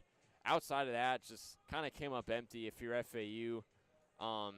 Kind of a forgettable performance for Kyle Boylston, 0 for 4 for the leadoff man tonight. John Martinez, 0 for 5. Really tough outing for him. Brando LaRue's struggles continue. Only had 1 at-bat, technically. Was 0 for 1, but his struggles continue. Marshall Lipsy was 0 for 3. Not the best season for the former American Conference Player of the Year, coming into the season at least. So FAU, lots left to be desired on the offensive side and the defensive side too. I guess with some possible errors, but especially on the offensive side, just missed opportunities. Much like the game up in Boca a month ago, chances and chances time and time again for FAU to go and win this game. And no discredit to Miami, very, very good team, but this was a very winnable game for FAU tonight. But yeah, just missed chances on the offensive side of things. Got good production, but not good enough to match the offensive powerhouse that is Miami. Yeah, that's a great summary of what we saw here today. I mean, Miami's a good team. FAU's a solid team. I mean, we'll definitely see more through AAC play. It's not the strongest conference in the world, but there's plenty more baseball here to come, especially here on Owl Radio. No doubt, and I think we'll send this one away here, 9:22 p.m. Eastern Standard Time. As if I'm not back to my car in about 23 minutes, I'll get charged another few bucks, but that's besides the point. The final score from Coral Gables, it's Miami 10, Florida Atlantic 6. The Owls dropped their second straight game, and for Miami, they notched their fifth straight win after a series sweep versus Creighton, a win over FIU, and now a 10-6 win here tonight against FAU. And the Owls, of course, first game of a 5-game road trip, will travel to Texas for a weekend conference series against another set of Owls in the Rice University Owls before coming back down to South Florida for a road game against the aforementioned FIU, big rival there. Dalton Robinson, the starting pitcher for FAU tonight, credited with the loss. For Miami, TJ Coates, the relief man, credited with the win here today, who is 4-0 so far on the season. But we'll send this one away. Final score 10-6. Florida Atlantic drops their second straight game. For Nathan Korst and Wes Moore, thank you for tuning into this edition of FAU Owl Radio on YouTube. And I believe our next broadcast will be this coming weekend, this Friday, when Florida Atlantic softball kicks off a weekend series against UTSA up in Boca Raton at Joan Joyce Field. Well, for Nathan Korst, Wes Moore, and Owl Nation, we'll see you guys next time on FAU Owl Radio.